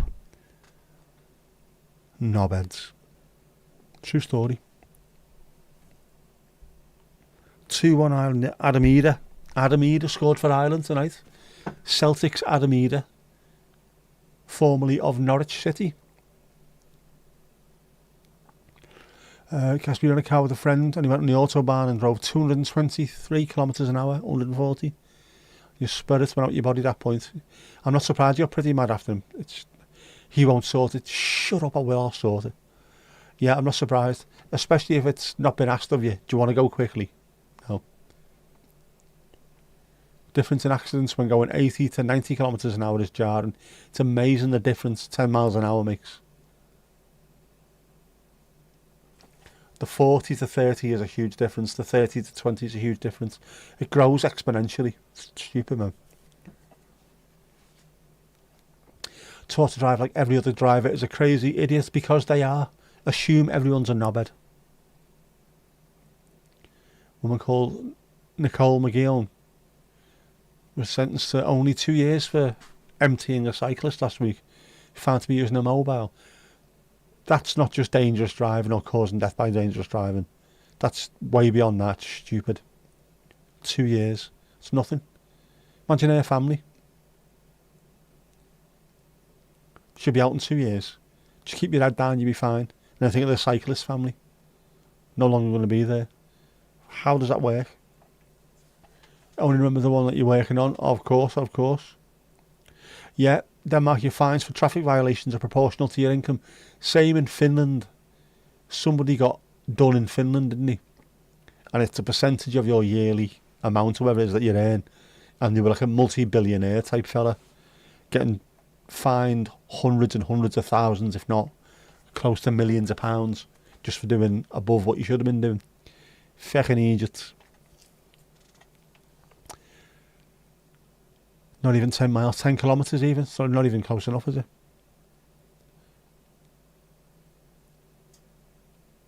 Yeah, more than your spirit would have left your body, definitely. You'd have had to have hosed you off the seat. Only do 1 year for... Yeah, it's stupid.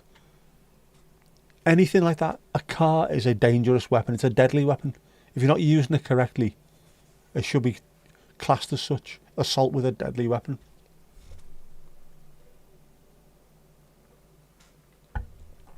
The whale's gone mad. In case you missed that, the whale's gone mad.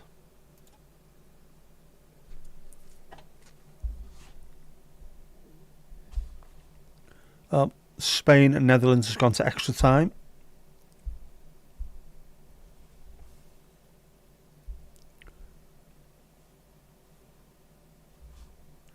Ireland can't be far from being done now. 4 minutes into injury time.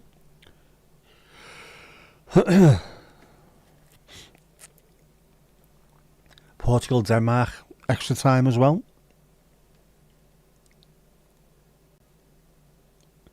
If you're a cyclist family, you'd appeal the sentence. Something's got to be done. You can't be getting away with that.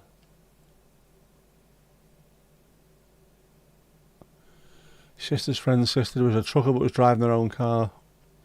My 22-year-old driver. The driver's in court with a walker. Only got a suspended sentence and a 10,000 Danish krone, a £1,000 fine. What? Wales gone mad, genuinely. Well, what could they have done? I don't know. Not driven like a fucking dickhead for a start. No word from Esther. No, she hasn't appeared, has she? Might be watching the footy. Could be watching the footy.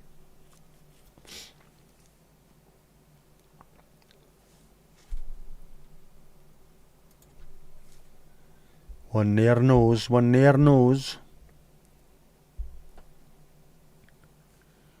It's horrible.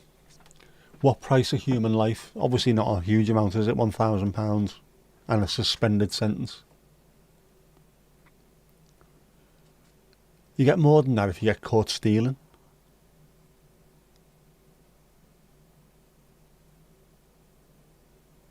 Where's our North Caribbean correspondent?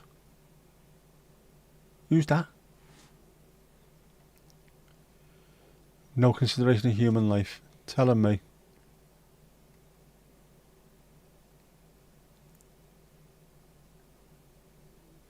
The wheel's gone mad.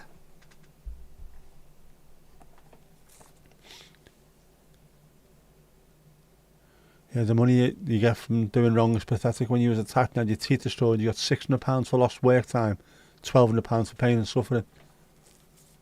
Just mad that you can go to different countries and it's completely different. I mean, over in the States, you'd end up getting something like $30 odd million, wouldn't you? Because that's the way the system works over there. Over here, feck all. 2 years, a scandal, yeah. On your phones when driving, there's no need for it. There's no need. Can you not? How long is your journey taking?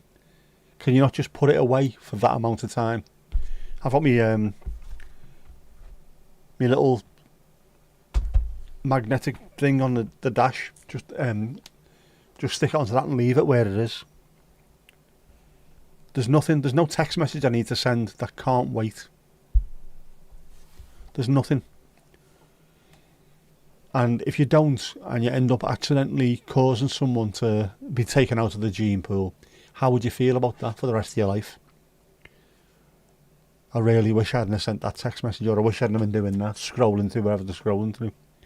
Ridiculous. Donald, I've not seen the beach, I haven't. Is that on YouTube or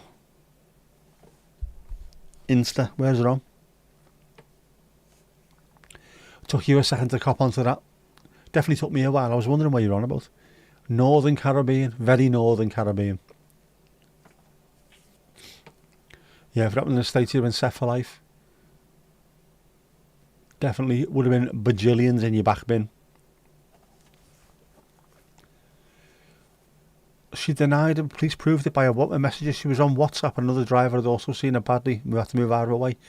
Are they stupid? Your phone pings.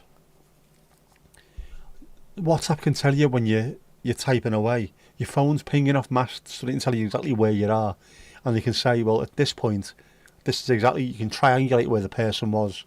You were at this part of the world and you were doing this. Well, we can tell you where you were. You were on the whatever it was, this motorway.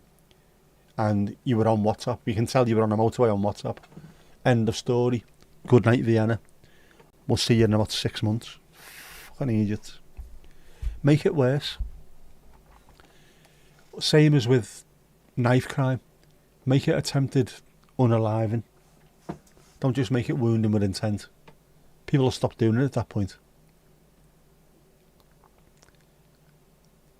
Should be looking at the road, not the camera. I don't touch the camera. I very rarely look at the camera when I'm driving.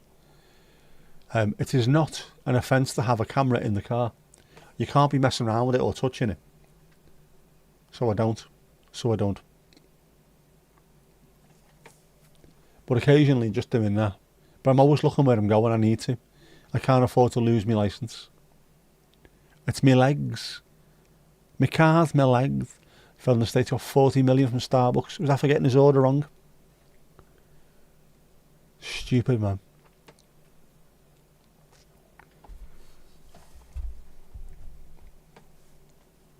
You see that 40 million, where does that come from? It comes from other people. People who are buying insurance. So it's not a good system that they've got over there at all. There's a YouTuber that I watch, Tamimi. And always on the right side of justice, and she's getting a video sponsored by an ambulance chasing firm. This fella had a car crash and got $180 million. They, for fuck's sake, do you know where that money comes from? That's so many million people have got to pay extra money on top of their insurance this year to pay for that one person. It is not right. It is not right. You went swimming in the ocean last week, then sauna after. The water was 4 degrees and the air was about 2 or 3. It was amazing. No, not having it, man.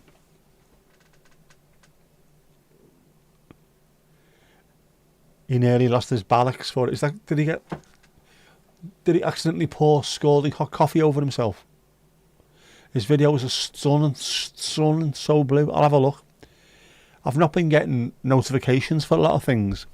I've accidentally stumbled across 1 or 2 videos of people that I follow and who I have notifications on, because YouTube seems to be telling people this is what you need to be watching. You'll like this video. I might well do. But I also want to watch the videos of the people who actually subscribe to. Let me be the judge of that one. Bellends. It's minus 8.7 the night before, so you got lucky the drift ice didn't stay. Nah.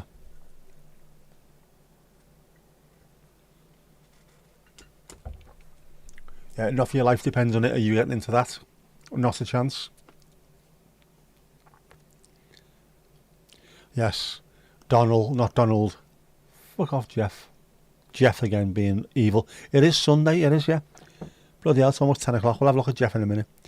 In the US, there's a difference between being awarded and receiving. Did he end up having to take loads of cash off it? A woman burnt herself years ago and sued McDonald's.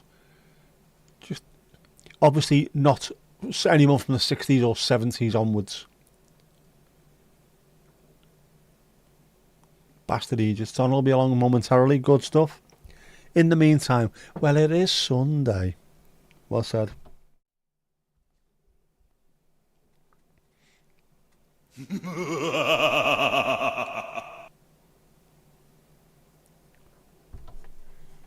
Thought I'd try my hand at tennis, says Jeff, looking very, very evil. Don't like his ears.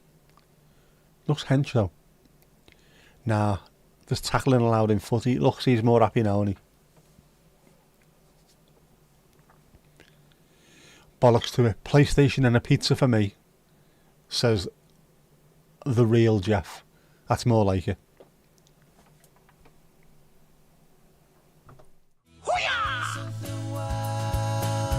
Of course. Oh, hang on, what's happening here? No.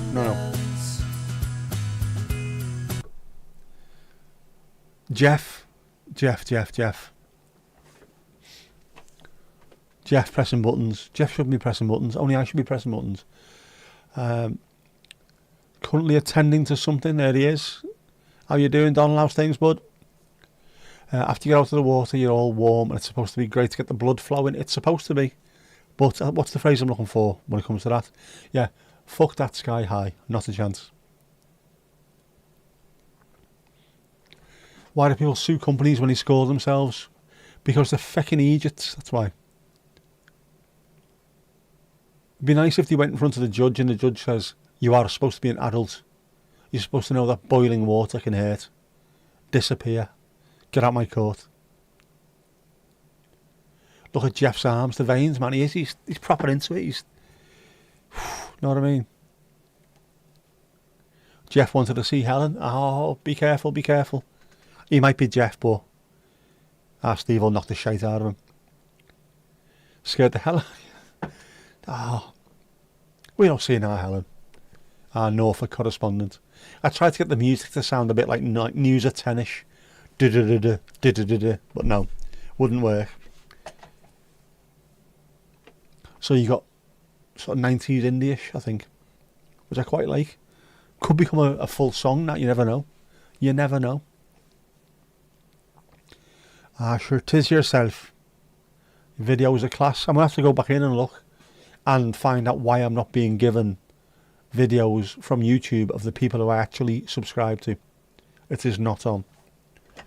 There's somebody whose videos, every single video that I watch, doesn't matter what it is, I'll always watch. And then I was looking the other day for something and I stumbled upon about 3 or 4 videos that he's released. I'm thinking, why on earth have I not seen any of these? Am I still subscribed? Yes. Is the bell notification still ticked? Yes. Why are YouTube being bellends? No need for it, man. There's no need, lad.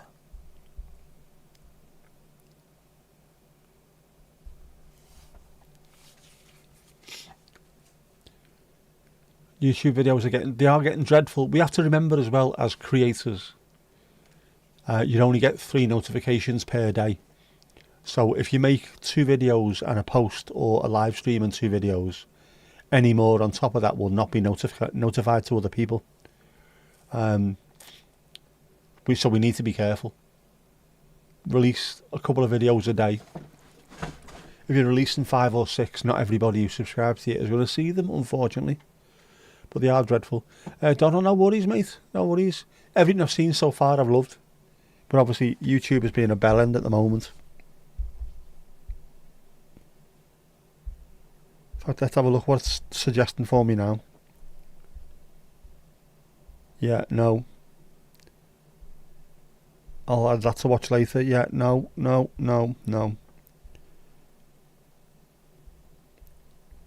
Yeah, it's all over the place.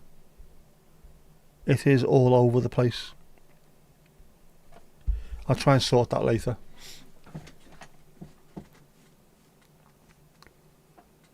Yes, quick question. Is the sea really that blue, or is it the camera? Have you upped saturation? Is that what it is? was unsubscribed for the channel for Christ knows how long. It does that quite regularly as well.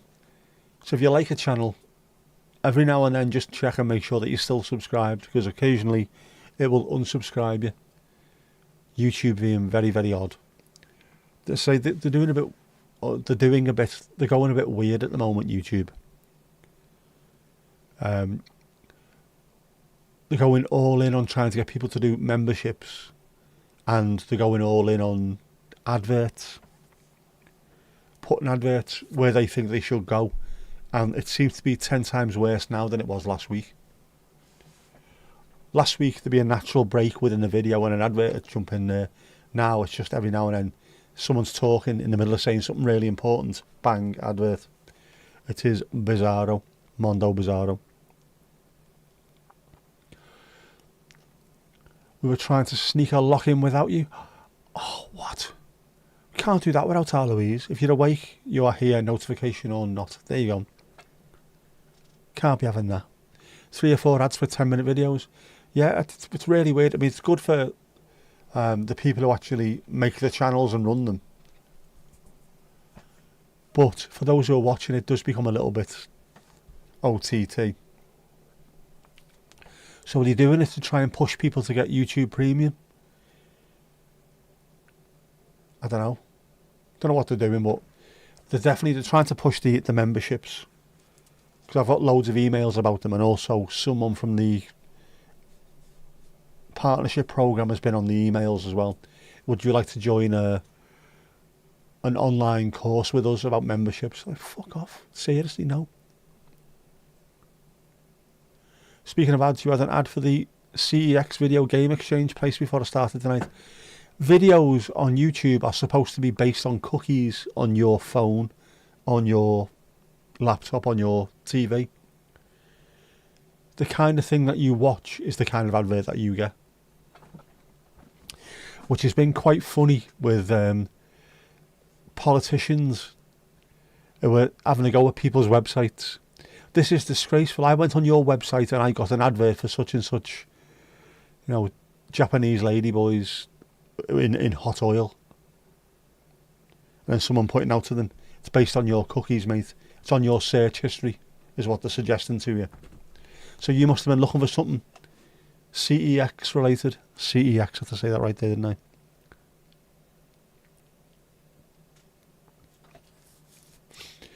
Lulu getting feisty, yeah. Showing lots of spunk, lots of, yeah. You don't unsub any channel, you just don't watch, you turn off notifications. The way you've got to do it. But it's just mad the way it works. And even if you unsubscribe from something, if you watch the videos normally, you'll get the videos sent to you, in theory. Have you been watching videos about goths? Yes. Or Monster, cans of Monster. If you do that, you will find CEX turning up on your screen.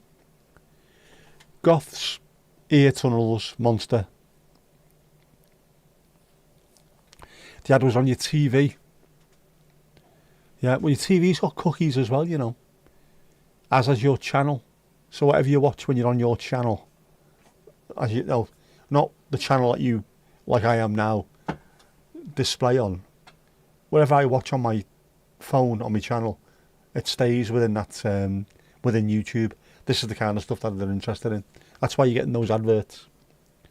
There's something CEX-y, and you know it, that you've been looking at lately. It's a beer thing. Oh, a couple of pints and you're ready to rumble, are you, Louise? Keep an ear out. If you hear the sound of a yak getting knocked out, and then the fudum of it running or falling 38,000 feet to the ground.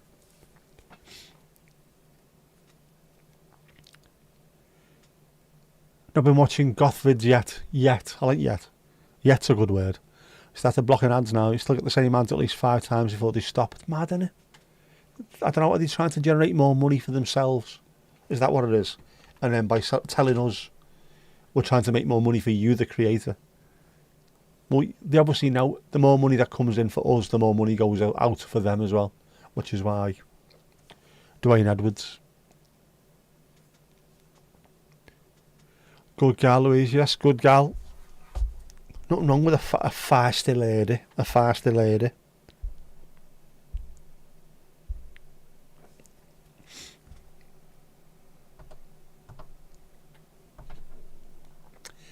There you go. CX Tullamore. What you've been trying to buy? What you've been looking to buy?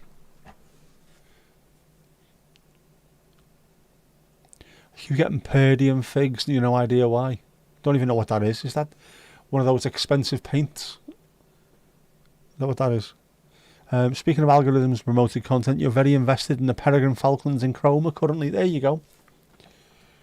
The algorithm knows these things.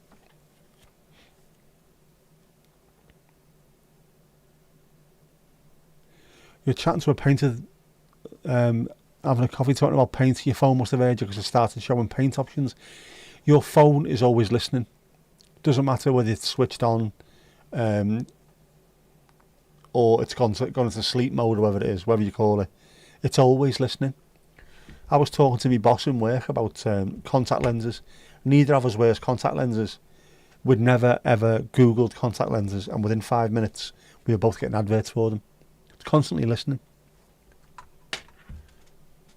Like there's loads of places that have banned Alexa and Siri and all that stuff and Echo Dots because it's dangerous. It's always listening. And then someone said, no, it isn't always listening at all. It switches itself off. Well, what do you do to switch it back on? You say, like, Alexa.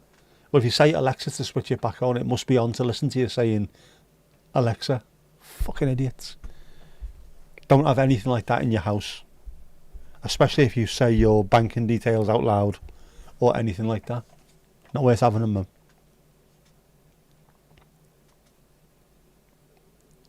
Keep getting surveys too. Are you happy with this?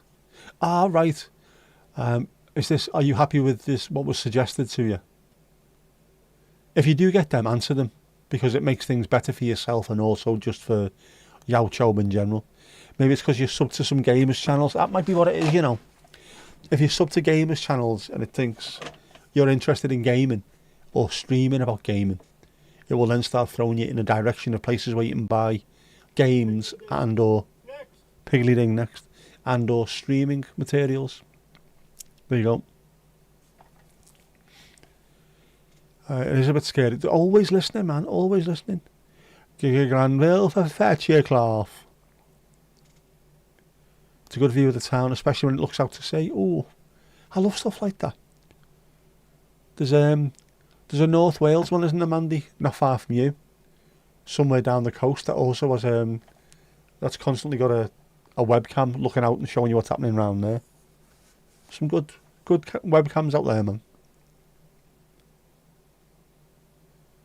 Seen a thing in comment sections about investments, possibly a pyramid scam. Yeah, and there's loads of replies saying how good it is. That's what do they call that? There's a name for that as well.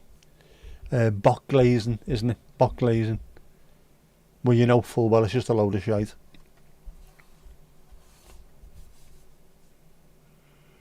They need to get rid of that stuff, man. You're getting them as well. Jaguars, answer them. Makes YouTube a better place for everyone if you do. Louise, you're always managing your cookie options too. What kind of cookies? What we're talking about here? What's your favourite? I like cookies. I haven't got ginger nuts. Well, you know what I mean. Chocolate chip proper cookies, not biscuits. Oh man, got to be careful here that I don't start getting me cramp in my leg. I need to be careful. Cramp in the stroke leg. I might bring that up with the hospital on Tuesday. See what they say. I think he's on holiday or he's been warned off. He hasn't gone live for ages. Warned off? For what? You can't get warned off for that. You show what you feel like. There's a new term, rage baiting. Yeah, that's not new. That's been going for years.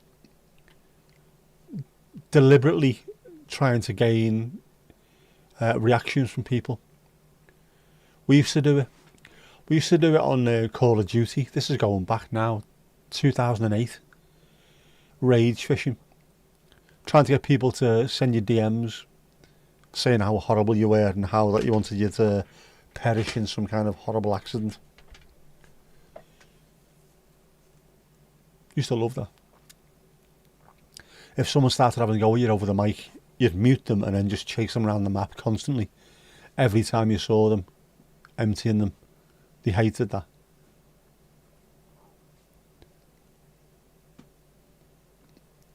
But rage baiting, you haven't just got rage baiting and things like that.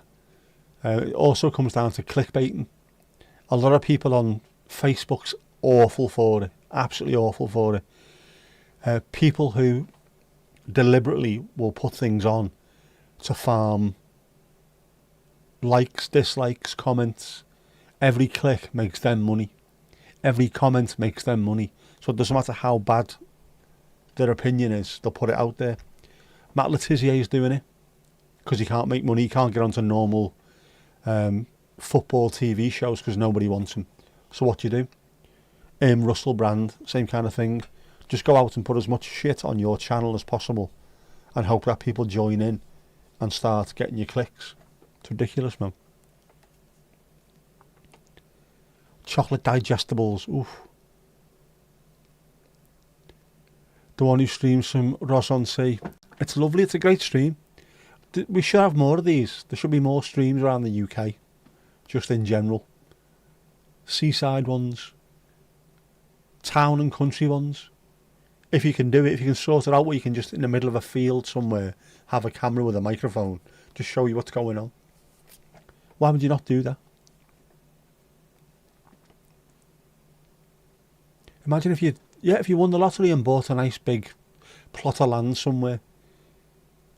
You could put up a proper camera system, mics listening to stuff, seeing what the world looks like, the actual real wildlife. It'd be brilliant. The BBC do it, don't they, with like spring watching, autumn watching, whatever. Just having that 24 hours a day from all around the world would be great. Anything you can shovel in there, get it in there, lad. Yeah, scarecrow on a field with a microphone. Wouldn't that be brilliant? The life of a scarecrow. Just watching what's going on. Those fields must be full of wildlife. Whenever you look away, all having a party. Ali, you couldn't do a gaming channel or go live. Yeah, you'd lose the plot, swearing like a devil. You'd be evicted off before you'd even got started. It hasn't really stopped me, has it, to be honest? I'm not averse to a little bit of effing and jeffing. Efferying and jeffreying. You're alright, as long as you don't go over the top. Otherwise you're fucked, obviously. Sure be grand, so you will. The only thing, they don't really kick you off for stuff like that. All you do is you're reducing your ability to get advertisers on your channel. There's plenty of, most of my videos, whether they ones that I just upload or these lives, video on demands, are monetized. There's a couple of them that I've got limited monetization on them. Normally live streams after Everton games, because I've been going too far. And not a lot of companies want to be associated with someone screaming at Dyche, unfortunately. Nice cup of tea and a slice of cake, Aunt Sally. I love that. That's on Talking Pictures TV, I think it is. Normally the weekend, they'll show you Wurzel. With a little notice beforehand. This is PG. Do not let kids watch this on their own. They might be scared. I grew up watching this. Didn't bother me in the slightest. Saw a buzzard the other day. Couldn't get it on camera on time. Has a massive wingspan. They are huge things, aren't they? We've got some really good raptors in this country. Some of the comments on the gaming channels are hilarious. Some of the comments that we've had DM'd on the PlayStation are absolutely ridiculous as well. It is funny though. You're grand the way you are behind the camera. That side, not this side. It becomes addictive though, this side of the camera. It's lovely.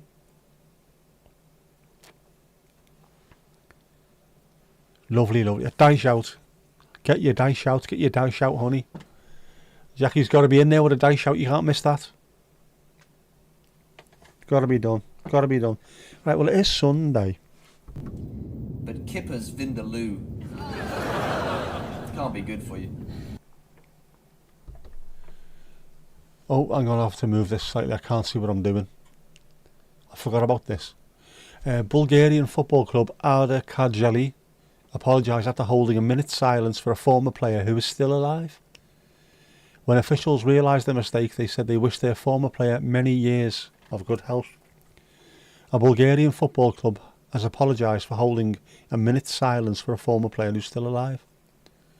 Arda Karjali, which is located in the southern Bulgarian town of Karjali and playing the country's top division, held the minute's silence in honour of Petko Ganchev before Sunday's game against Levski Sofia.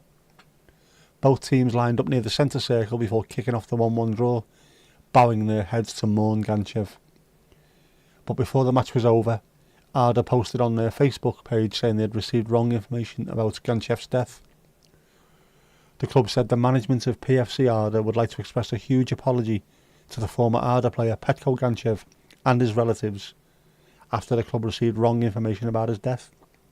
We wish Petko Ganchev many more years of good health and to enjoy the success of Arda. Facebook status: it's complicated.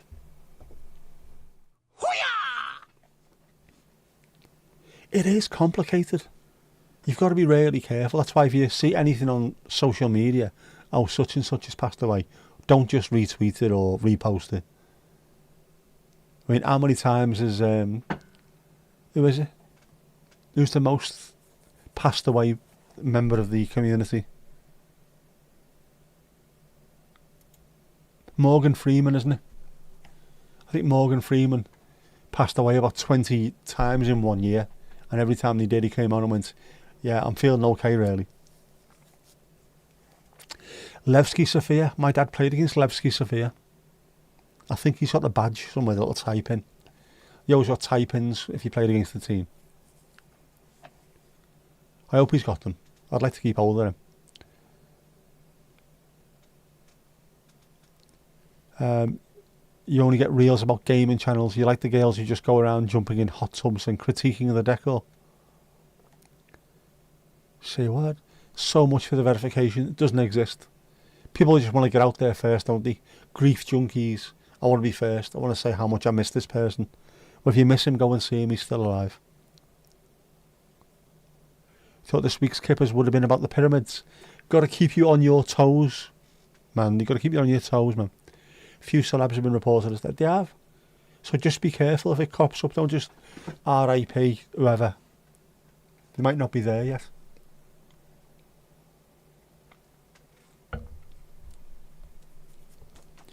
People in a rush to show how gutted they are. Social media shit and stuff like that. I hate it. I hate it. You're with the angles now. MFI. Stupid. Just behave. Like when Kevin Campbell passed away, the rumours started coming out very early because there's plenty of Everton fans who knew him. But no, I'm not going to say a word. Don't say a word until the club or his family come out and say it. And once the club does, you go, all right, fair enough. That's horrible news. But it's not always correct news, as we can see with that. Keep your powder dry. That's what they say, isn't it? Don't go off half-cocked.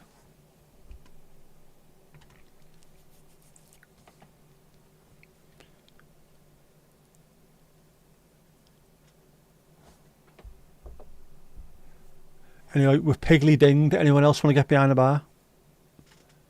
There's elderly women around here that go to every single funeral within a 30-mile radius of home. That does not sound remotely Irish, that does it? That sounds very much Father Ted. Yeah, they love it. They love a good funeral.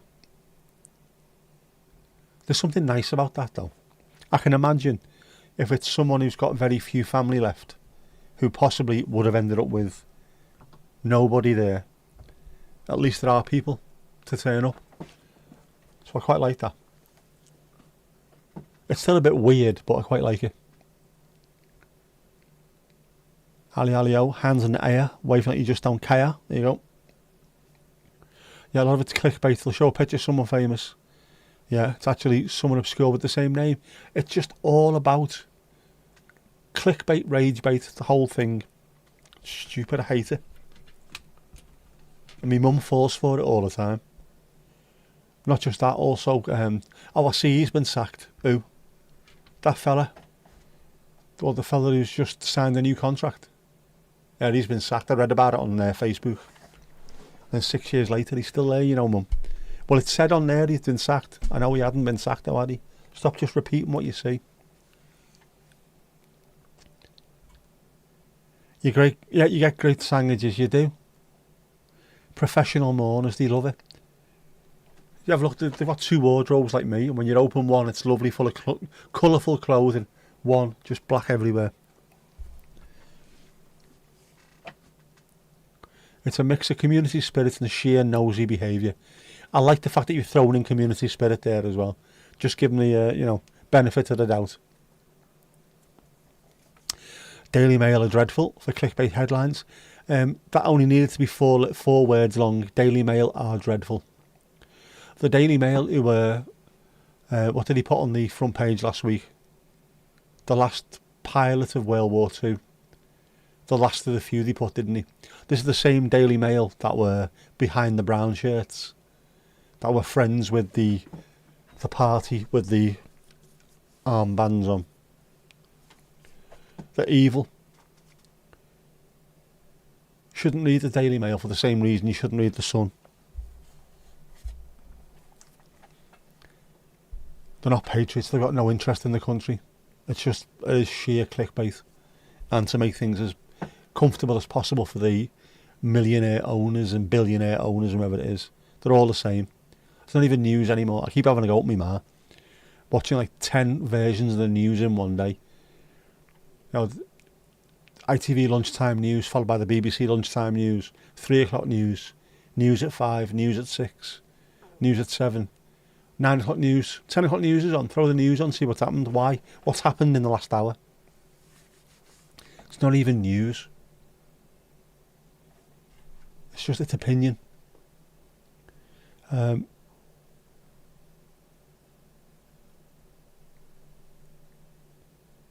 Two sayings to drive from shooting. What I missed out on there? I think my chat has gone a little bit weird again. Bizarre. Does this occasionally. It'll hold, and then bang, just throws in. Strange. Don't read either, just something you read.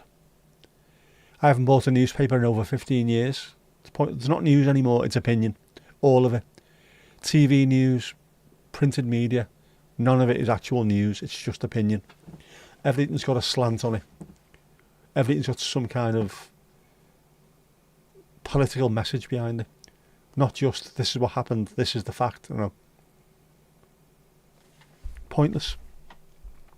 Absolutely pointless. There's professional grave fillers who fill the grave after the families. Oh, yep. One of the lads, there's over the road from the pub where I used to live, there's a huge cemetery.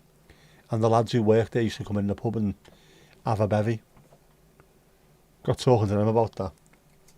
Obviously, you've got to be really careful. Got to give it a bit of time for the mourners to get away from the graves. You can't just zoom in there with the digger and start concreting over them, or have you?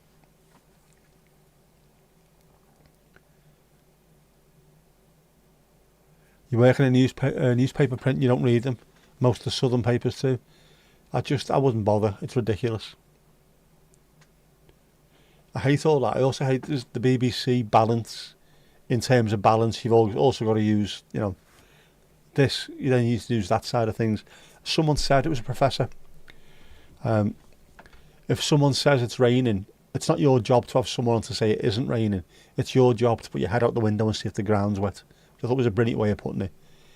You don't have balance when it comes to fact. Liars are lie. It's not a fact. or it's not an opinion, rather. A fact is a fact, a lie is a lie. You don't need to balance that out. Just say to people, you are lying. It's not alternative truth. It's a lie. A lie is a lie. Call them out on this shit, man. Do you not use a small digger now? Do you do, don't you? Do you do, though, don't you know? Does anyone buy paper newspapers anymore? They must do, because they're still going. But it shows you. I mean, Liverpool shows you more than anything else. If you actually stick together and put your mind to it, you can cause a huge amount of issue with them. We haven't bought the Sun since 1989 because of Hillsborough. So what you do is you say to them, no, the whole city's not doing it. If the whole of the UK would have said no more, not reading the Sun anymore because it's just constantly lying and being horrible, it wouldn't exist. But enough people still buy it. Just stupid, man.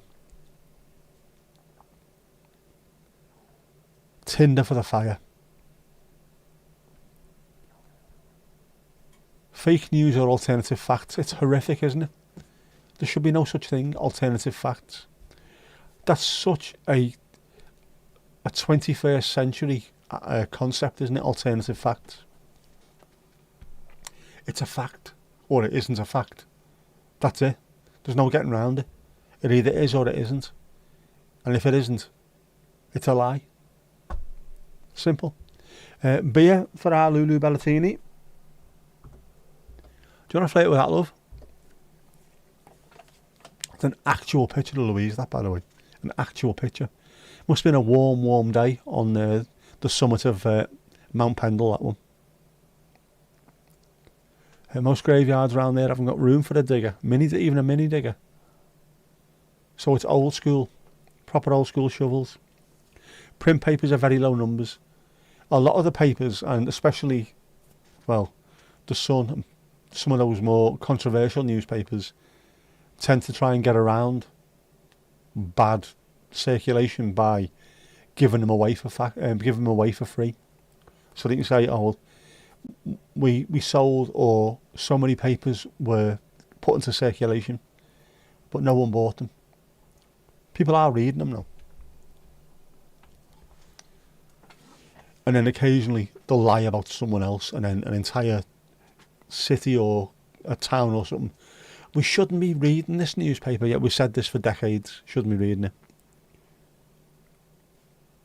They lie about us, they lie about you. Simple as. Trump facts. He's an absolute idiot, that man. Bankrupt 6 times, this successful businessman. Bell end. Few like the most council ones are fine. Council ones got the diggers, have they?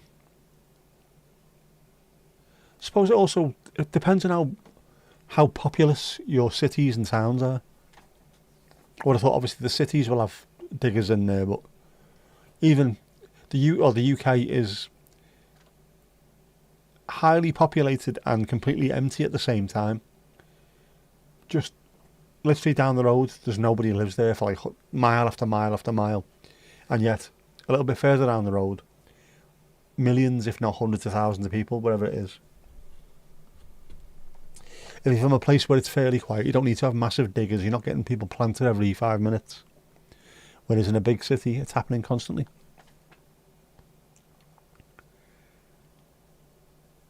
It's all voluntary down there, man. Yeah, Kelly Conway, who said alternative facts. This sort of, it comes from the same kind of idea as well as Michael Gove. People are sick of experts. People are not sick of experts. The people in charge are sick of experts because the experts are saying to them, you shouldn't do this because this will happen. Like the expert who said Brexit was going to be absolutely awful. And it's been proven to be right, it is awful. They don't like experts like that because it shows why they're doing it. Again, I hate that. If you distrust scientists, you distrust experts, but you're supposed to listen to the word of a politician. The whale's gone mad. The whale's gone mad.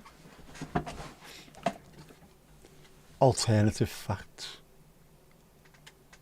How can we live in a society that comes up with shit like that?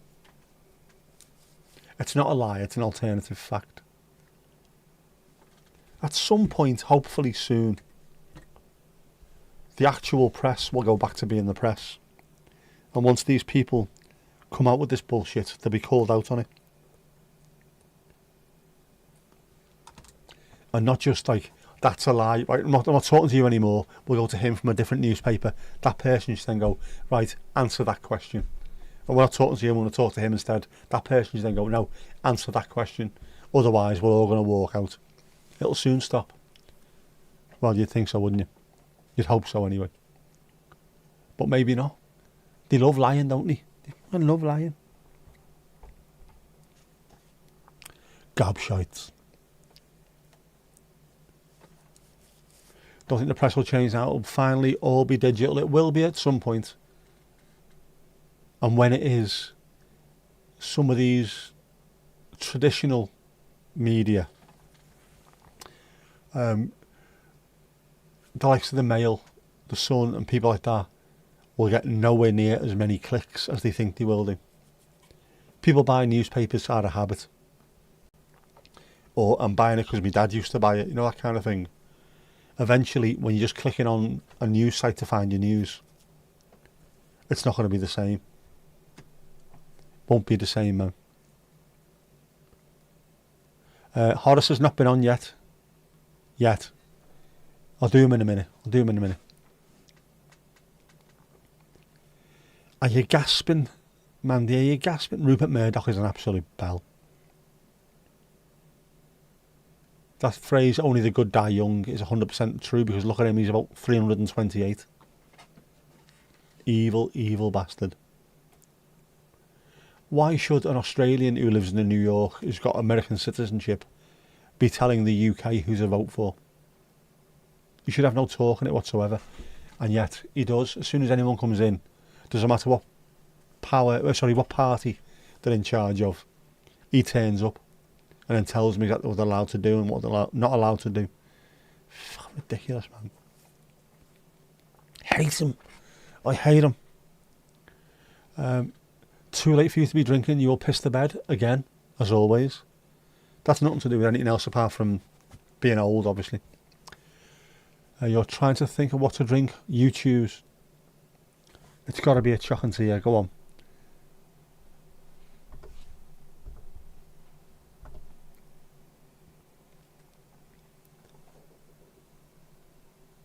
It's the spoon, man. It's always the spoon, man. Spoon, man. Beautiful, beautiful work of art. It will be fixed for the next stream. Remind me, it will be fixed.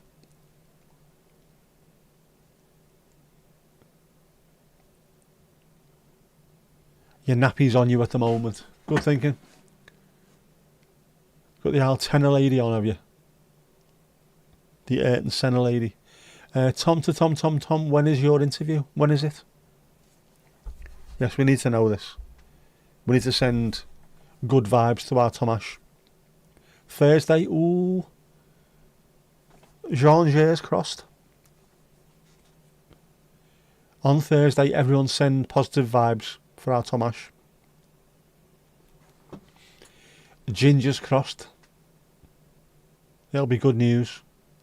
Good news for the Blues. There's no more time to lose. Get your coat on and get interviewing. Because you don't know the meaning of viewing. Mewing, spewing. I don't know. All spells and positive vibes. Send them in. Yes. Send them to the oblong of dreams. And for me on Tuesday, yes. Send good vibes for me on Tuesday as well. 600 million on the Euros. Oh, you mean the doctors, of course, yes. Similar thing, isn't it? Knowing my luck, they'll have to amputate my leg on Tuesday and I'll win the Euro billions afterwards. That's what happens, isn't it?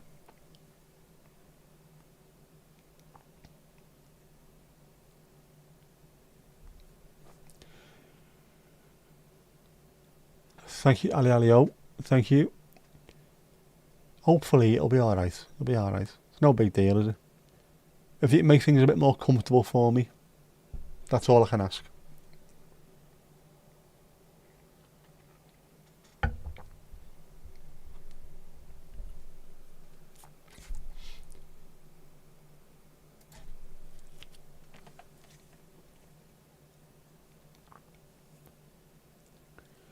So it's a big week, isn't it? Big week for the pause.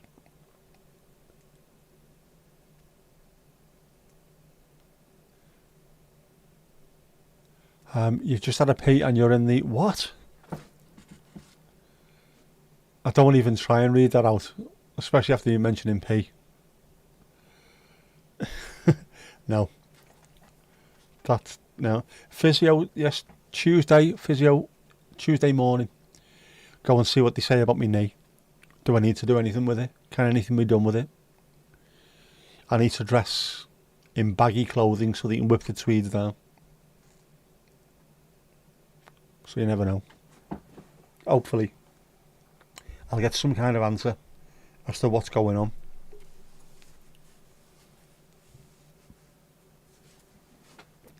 You're in the labber. Mr. Labber. Ah, bed, right. It just looked a bit too much like a certain part of the female anatomy when you mentioned peeing. Don't think they touch me. They're going to have to touch me. The Canadian dude did. He touched me and looked into my eyes. His eyes were like chipped ice. Oh my God. Stole me soul. It's amazing. Does this hurt? No. How about this? Oh, you bastard. No. Yeah, still have to touch me. Just to make sure. See if they can feel anything. It was the medial ligaments. So I don't know what they need to do with that. They need to check whether there's muscle damage. Ligament still damaged. Is the knee frigged? Is the leg alright but the knee needs to come out? I don't know. Sure, I wouldn't know.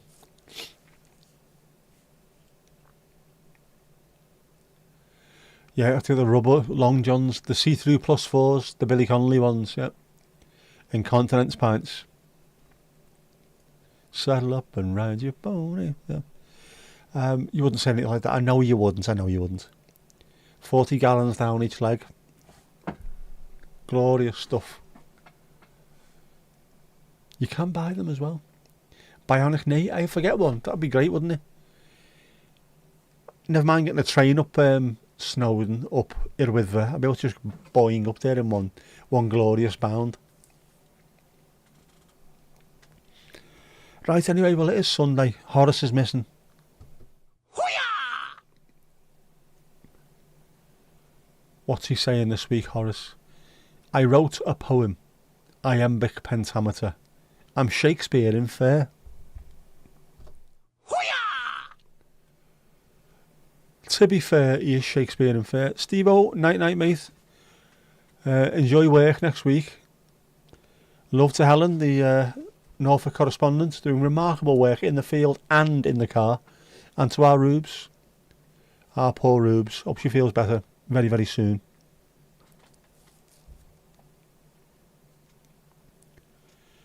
Your mind went blank. $6 million man, Steve Austin, $6 million man. We've got a friend called Steve Austin. I don't think he's worth 6 million, but he is a man. Which you'd think so, wouldn't you, with a name like Steve? But there you go. It's funny seeing stuff like that.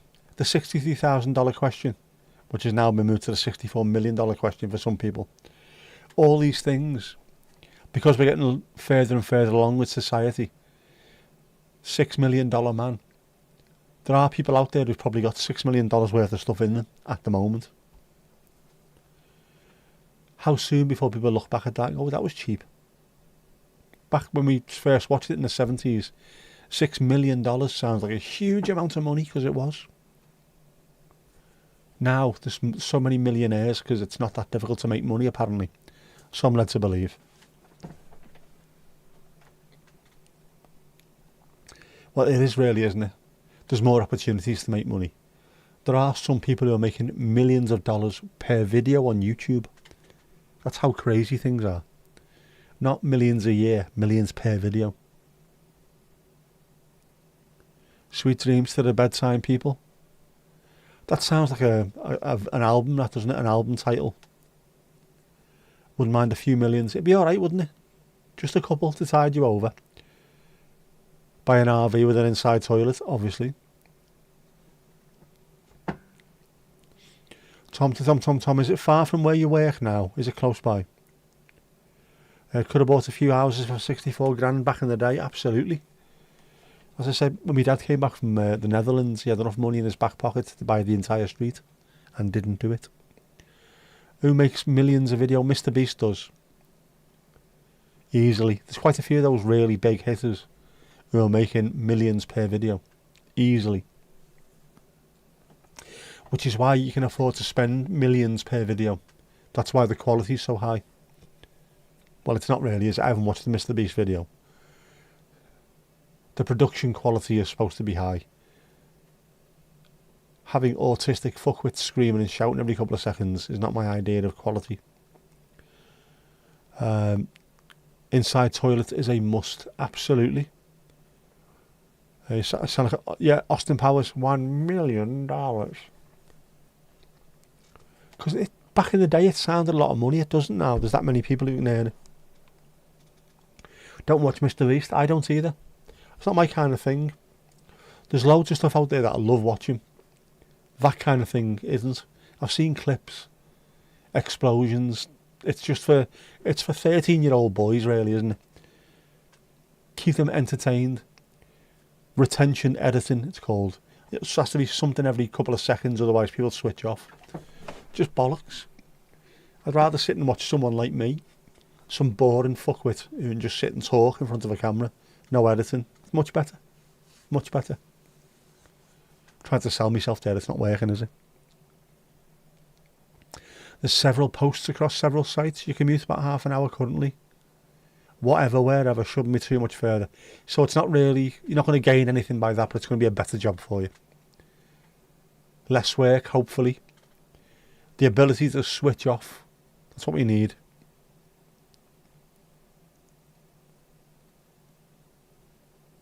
Other than hearing about him being inappropriate, you know nothing about him. Yes, there's been some stories about him being inappropriate and his entire organisation being a little bit rum, I think we call it in the north. Yeah, just the videos, not my kind of thing at all. Almost ruined YouTube for a while. Until bit by bit it looks like we're taking it back. People are getting sick of it. Especially because some of these 14-year-old boys are not 14-year-old boys anymore. They actually grow up slightly and then realise, I'm sick of watching that. I want to watch something else with a bit more content to it, a bit more depth to it. So, hopefully we've saved YouTube. I'm playing my part. More boring stuff with bird sounds of a morning. That's what you want to see, isn't it? That's exactly what you want to see. Some melty-faced fuckwit driving around Southport moaning to the tune of bird sound. Much better. The uptown workers. Thomas sounds like Shakira. His lips don't lie. His hips might, but his lips don't. Yeah, Ginger's crossed, you get it? Better for you and the family. You wouldn't know Mr. Beast if you passed him in the street. You would do, because he'd be followed by about 4 villages full of teenage boys. Oh my god, Mr. Beast, Mr. Beast. Twat. Why's that happened? Right, OBS is just disconnected and reconnected. Something must be going on.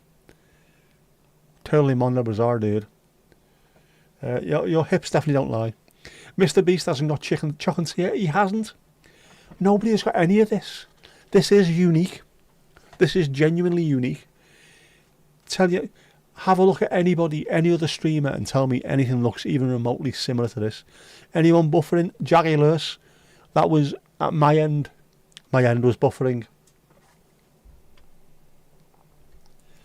It is OBS just disconnected and reconnected. And I don't know why, because Everything looks very, very stream healthy. Everything's excellent. It might be our internet here. I don't know.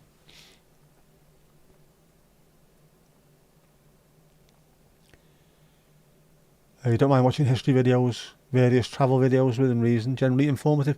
I always find the more informative the better. I'll spend more time watching stuff like that. I insulted Mr. Beast and buffered. There you go. You can't insult the hand that keeps on giving, can you? You feel like you're buffering most days? Every day I'm buffering.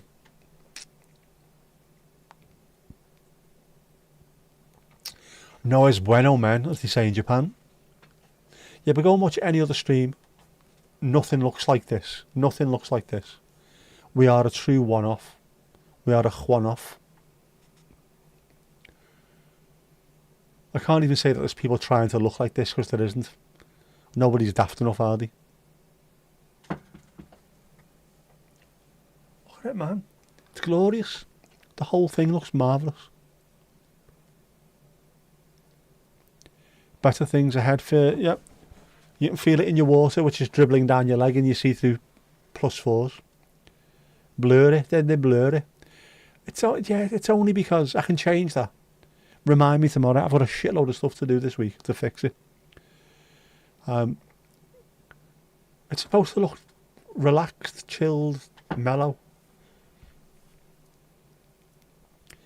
When it was too bright, it looked too bright. When the whole background was completely lit up and it was just too much. Needs to look more relaxed. Very kind, yes. Jinxie throwing in a very inappropriate emoji there as well. In amongst the waves. Filt. There's plenty of ugly YouTubers. Yes, but come on, I take it to a new level.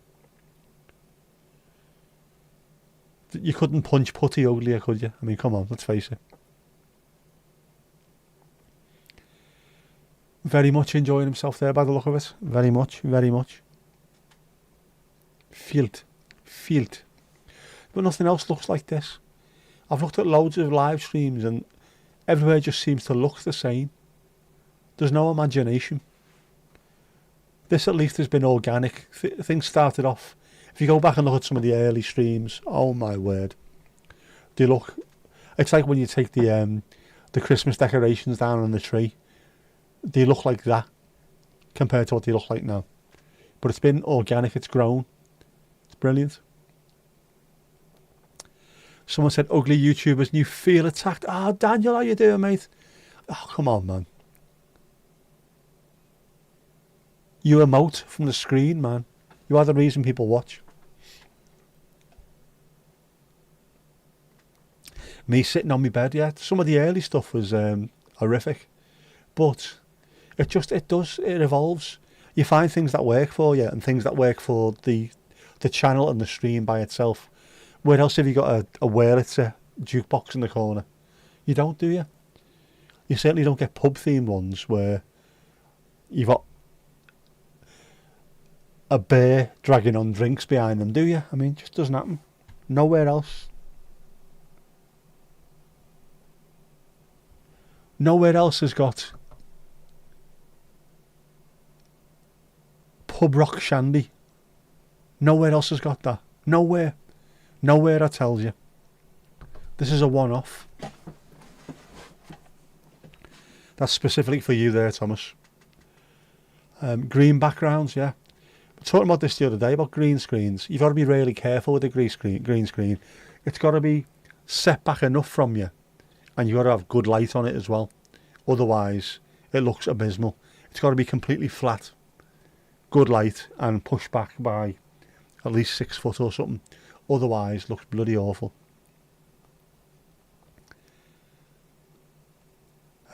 You arrived and it was glossy, well-oiled production and it's only got better. Oh, thank you.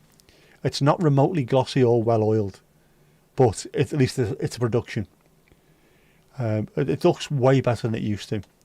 And also, I'm probably used to it now, so I know what I'm doing. The only problem comes with the Stream Deck. I'm on 4 pages, I think, or maybe 5 pages on the Stream Deck XL. 2 pages on the little mini Stream Deck. As I say, watching Harris Heller when he said you'll only use 4 or 5 buttons. Mate, I'm using 4 or 5 pages and they are full. Absolutely full of stuff. Triggering shit left, right and centre. Don't mention green screens, I know. Piggly Ding next. See, where else to get Piggly Ding next? You don't, do you? Ali, you can stay on. We're not changing anyone else. You can stay on. Go on. Yeah, I have got a green screen, by the way. It's an Elgato green screen. It's in a carry case, big long carry case. Just pull it up and it's there. But you need to have it fairly well lit, otherwise it doesn't recognise it. Yes, it is blurry because my camera's being a dick. I was moving around, you see.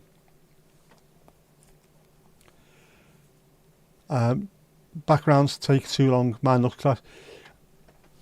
We've got the flags of all the people that have appeared on the stream, and this I've just tried to make it look a little bit darker, to be honest. It's in and out, Mandy. Who's in and out of Mandy? Yeah, it's because I moved.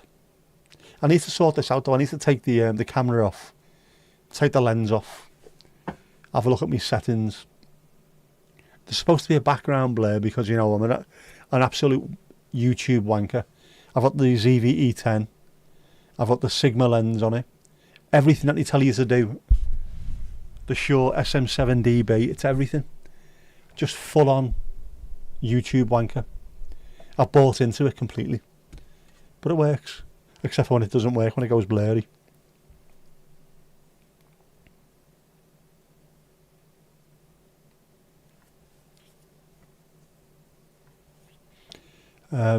Oh, the power bank has been an asset today. You're going to get one from Mrs. Tom, but they're no longer on Amazon.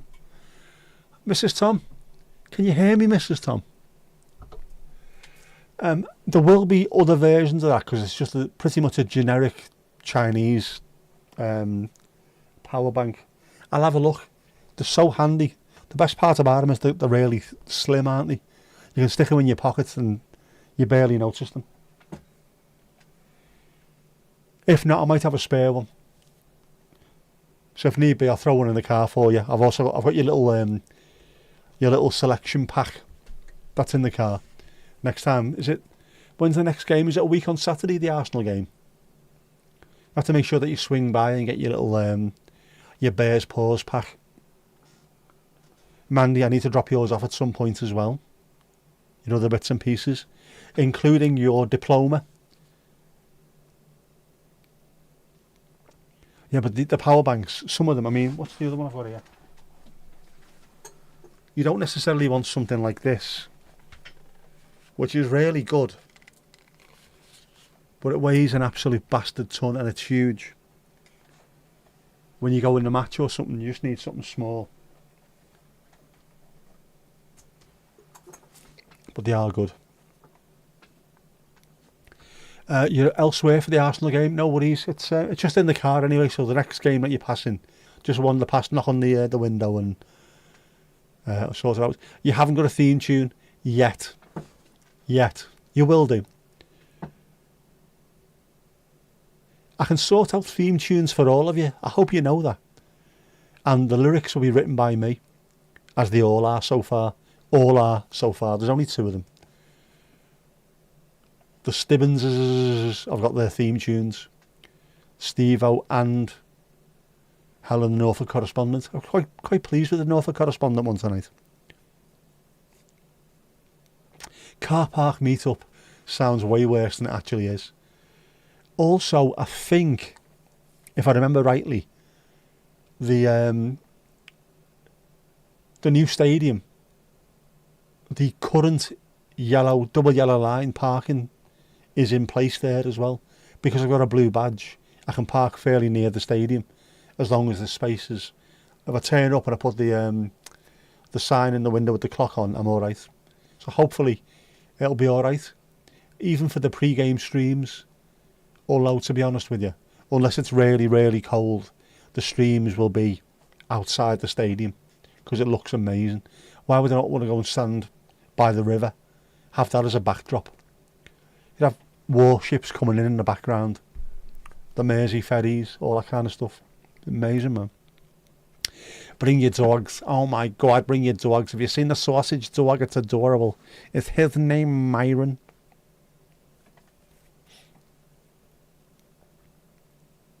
You haven't got any pets. Not all doggers have pets. Just saying.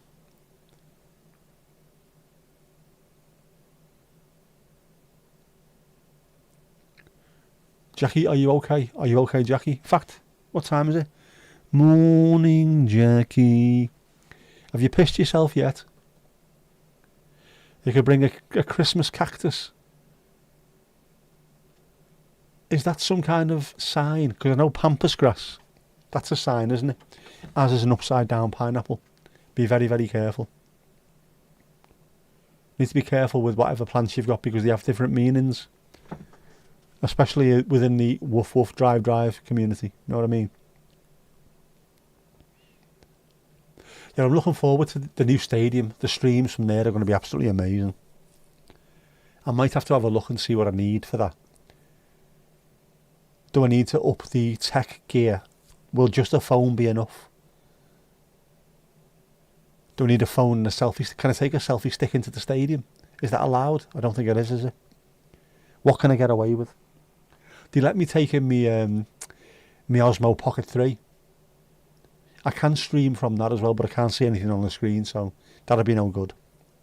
Might have to be a phone. Meant to be Wi-Fi in August. Oh, man.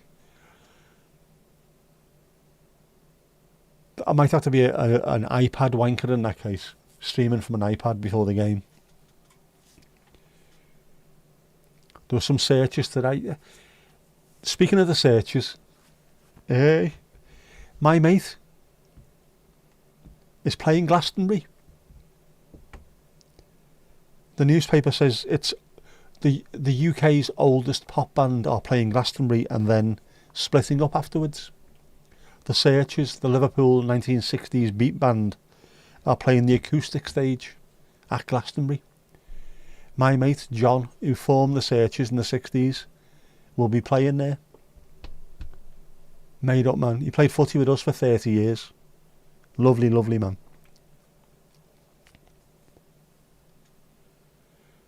Your Christmas cactus is probably older than you. It was your nins. You got 2 cameras in, okay? Right. Are the rules different for a test event? You can take cameras in though, can't you? You can't live stream the game while it's going on because that's against Premier League copyright, but you can do a bit of streaming beforehand. I've stood there, there's fucking stewards going past me where I've got the Osmo Pocket 3 out, giving it one of them. They don't seem arsed, to be honest with you. Tom to Tom Tom doing homework, as always.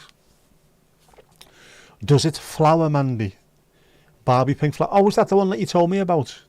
Or you showed me it was on the table. It only flowers on one side. If you turn it round, then the side that wasn't flowering, you put it towards the sun, still doesn't flower anyway. Bizarre. Last Christmas cactus you had was temperature sensitive and spat its flowers off. Pronounced 9. Yeah, I know, but in Liverpool, well, in South Liverpool especially, you had your nan and your nin. I don't know if it came from a Welsh thing, but one of your nans was your nan, the other one was your nin. And I don't know if it was your dad's mum was your nan, your mum's mum was your nin. But it was either or, I don't know what it was. Right, was it me nin? So you're 9, I know. Evening or night. Adam, how you doing, bud? How's things?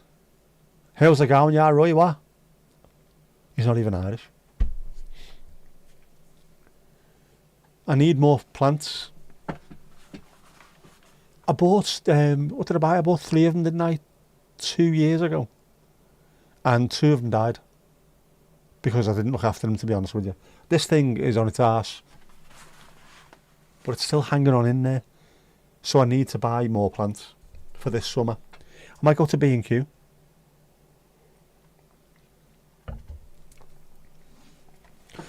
Is there a B&Q in Southport? Oh, there's an O, a U, a T, an S, an H.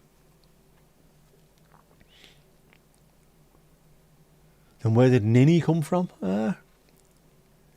Ninny, Nonny, hey Nanny Nonny. Your eardrums have burst. Do you think this Portugal just be Denmark 5-3 and she screamed in your face? Happy Susanna very disappointed Casper. What's the rest of the scores, man? What's the rest of the Bobby Moores? Did Ireland finish up? Look at this, there's nothing that I want to see on here now. Cary fucking Grant is on there.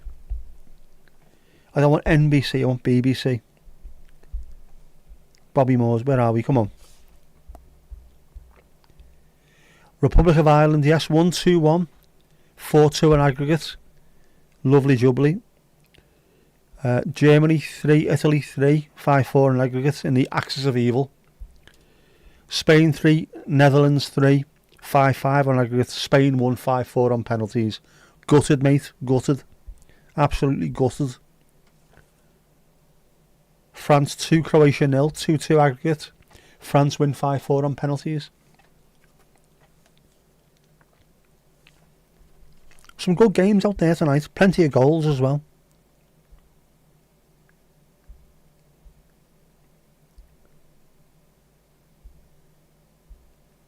Is there any tomorrow? Oh, Canada against the United States. When was that? That's on now, is it? Yeah, at half time now. Canada versus United States. Who's in this? Oh, Jesse Marsh is the manager of Canada. It's a bit of a fucking weird one, that, isn't it? Alphonso Davis is playing for him, yeah. Who have the States got? Weston McKennie, Tyler Adams, Cameron Carter-Vickers, Pulisic. Bloody hell, Timothy Weah as well. That's a good side, that. That is a good side.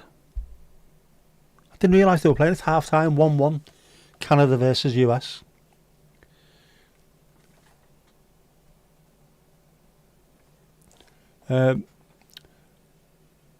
Moyes Ken bagging for Italy. Is he alright? He was badly injured, wasn't he, or ill last week. Irish football team actually won something. It's because big Jake O'Brien was playing for him, that's why. The big culty centre half.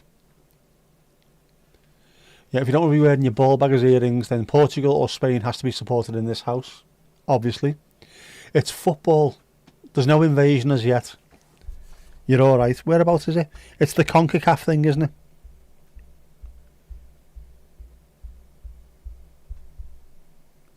Third place final. CONCACAF Nations League. At the SoFi Stadium. Where's that? Is that in Canada? Oh, Canada. Yeah, the CONCACAF. It'll be the same as... It'll be the Nations League. Because... friendly football shit. At least if you give it a title and there's a cup at the end of it, it gives it a bit more competition, makes it better. So it'll be the sort of the CONCACAF version of our Nations League at the moment. Not like the rugby. Number 1 in the world for a while. Big Jake, he is fantastic. It's funny seeing him and Jesper Lindstrom as well. Getting interviewed the other day, side by side, the mates together. Jesper's about that big. Big Jake's built like a fucking outhouse, isn't he? Massive. What's going on with the Welsh football team? I haven't been following it, but they seem to be in the news a lot. Normally because the managers are up to no good. So it seems to be happening with Wales. They played last night, didn't he? Ali out, no worries. Oh, Welsh rugby. They were getting beat constantly, Welsh rugby. And is it Eddie Jones? Was he still the manager? He's been binned off. Might not be him, might it? Yeah, they were getting hammered. Wooden spoon every year. Despite the fact that they're a very, very good Welsh. They are a very good rugby nation, are the Welsh. Losing a lot, yep. It's only a small country. When you consider how good the Welsh players are over so many decades, there's going to be a time when suddenly that quality is not there, unfortunately. It just means that the next sort of 4 or 5 years you need to push to get more youngsters coming through who are better.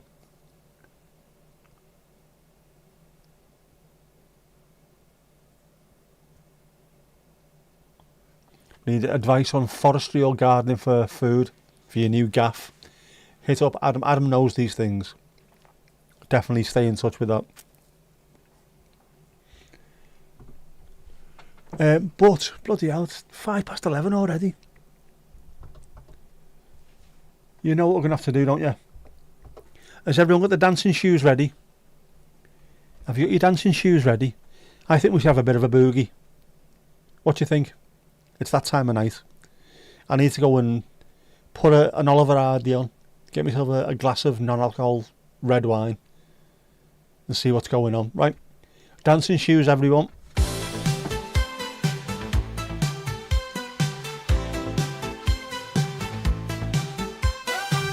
Another great night here at the Bears Paws.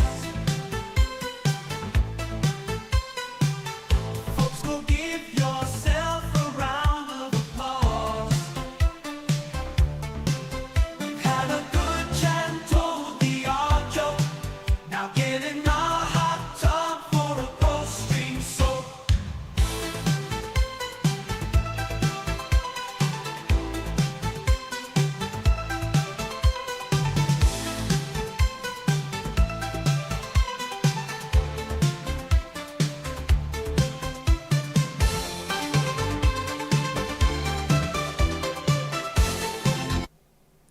And that's that.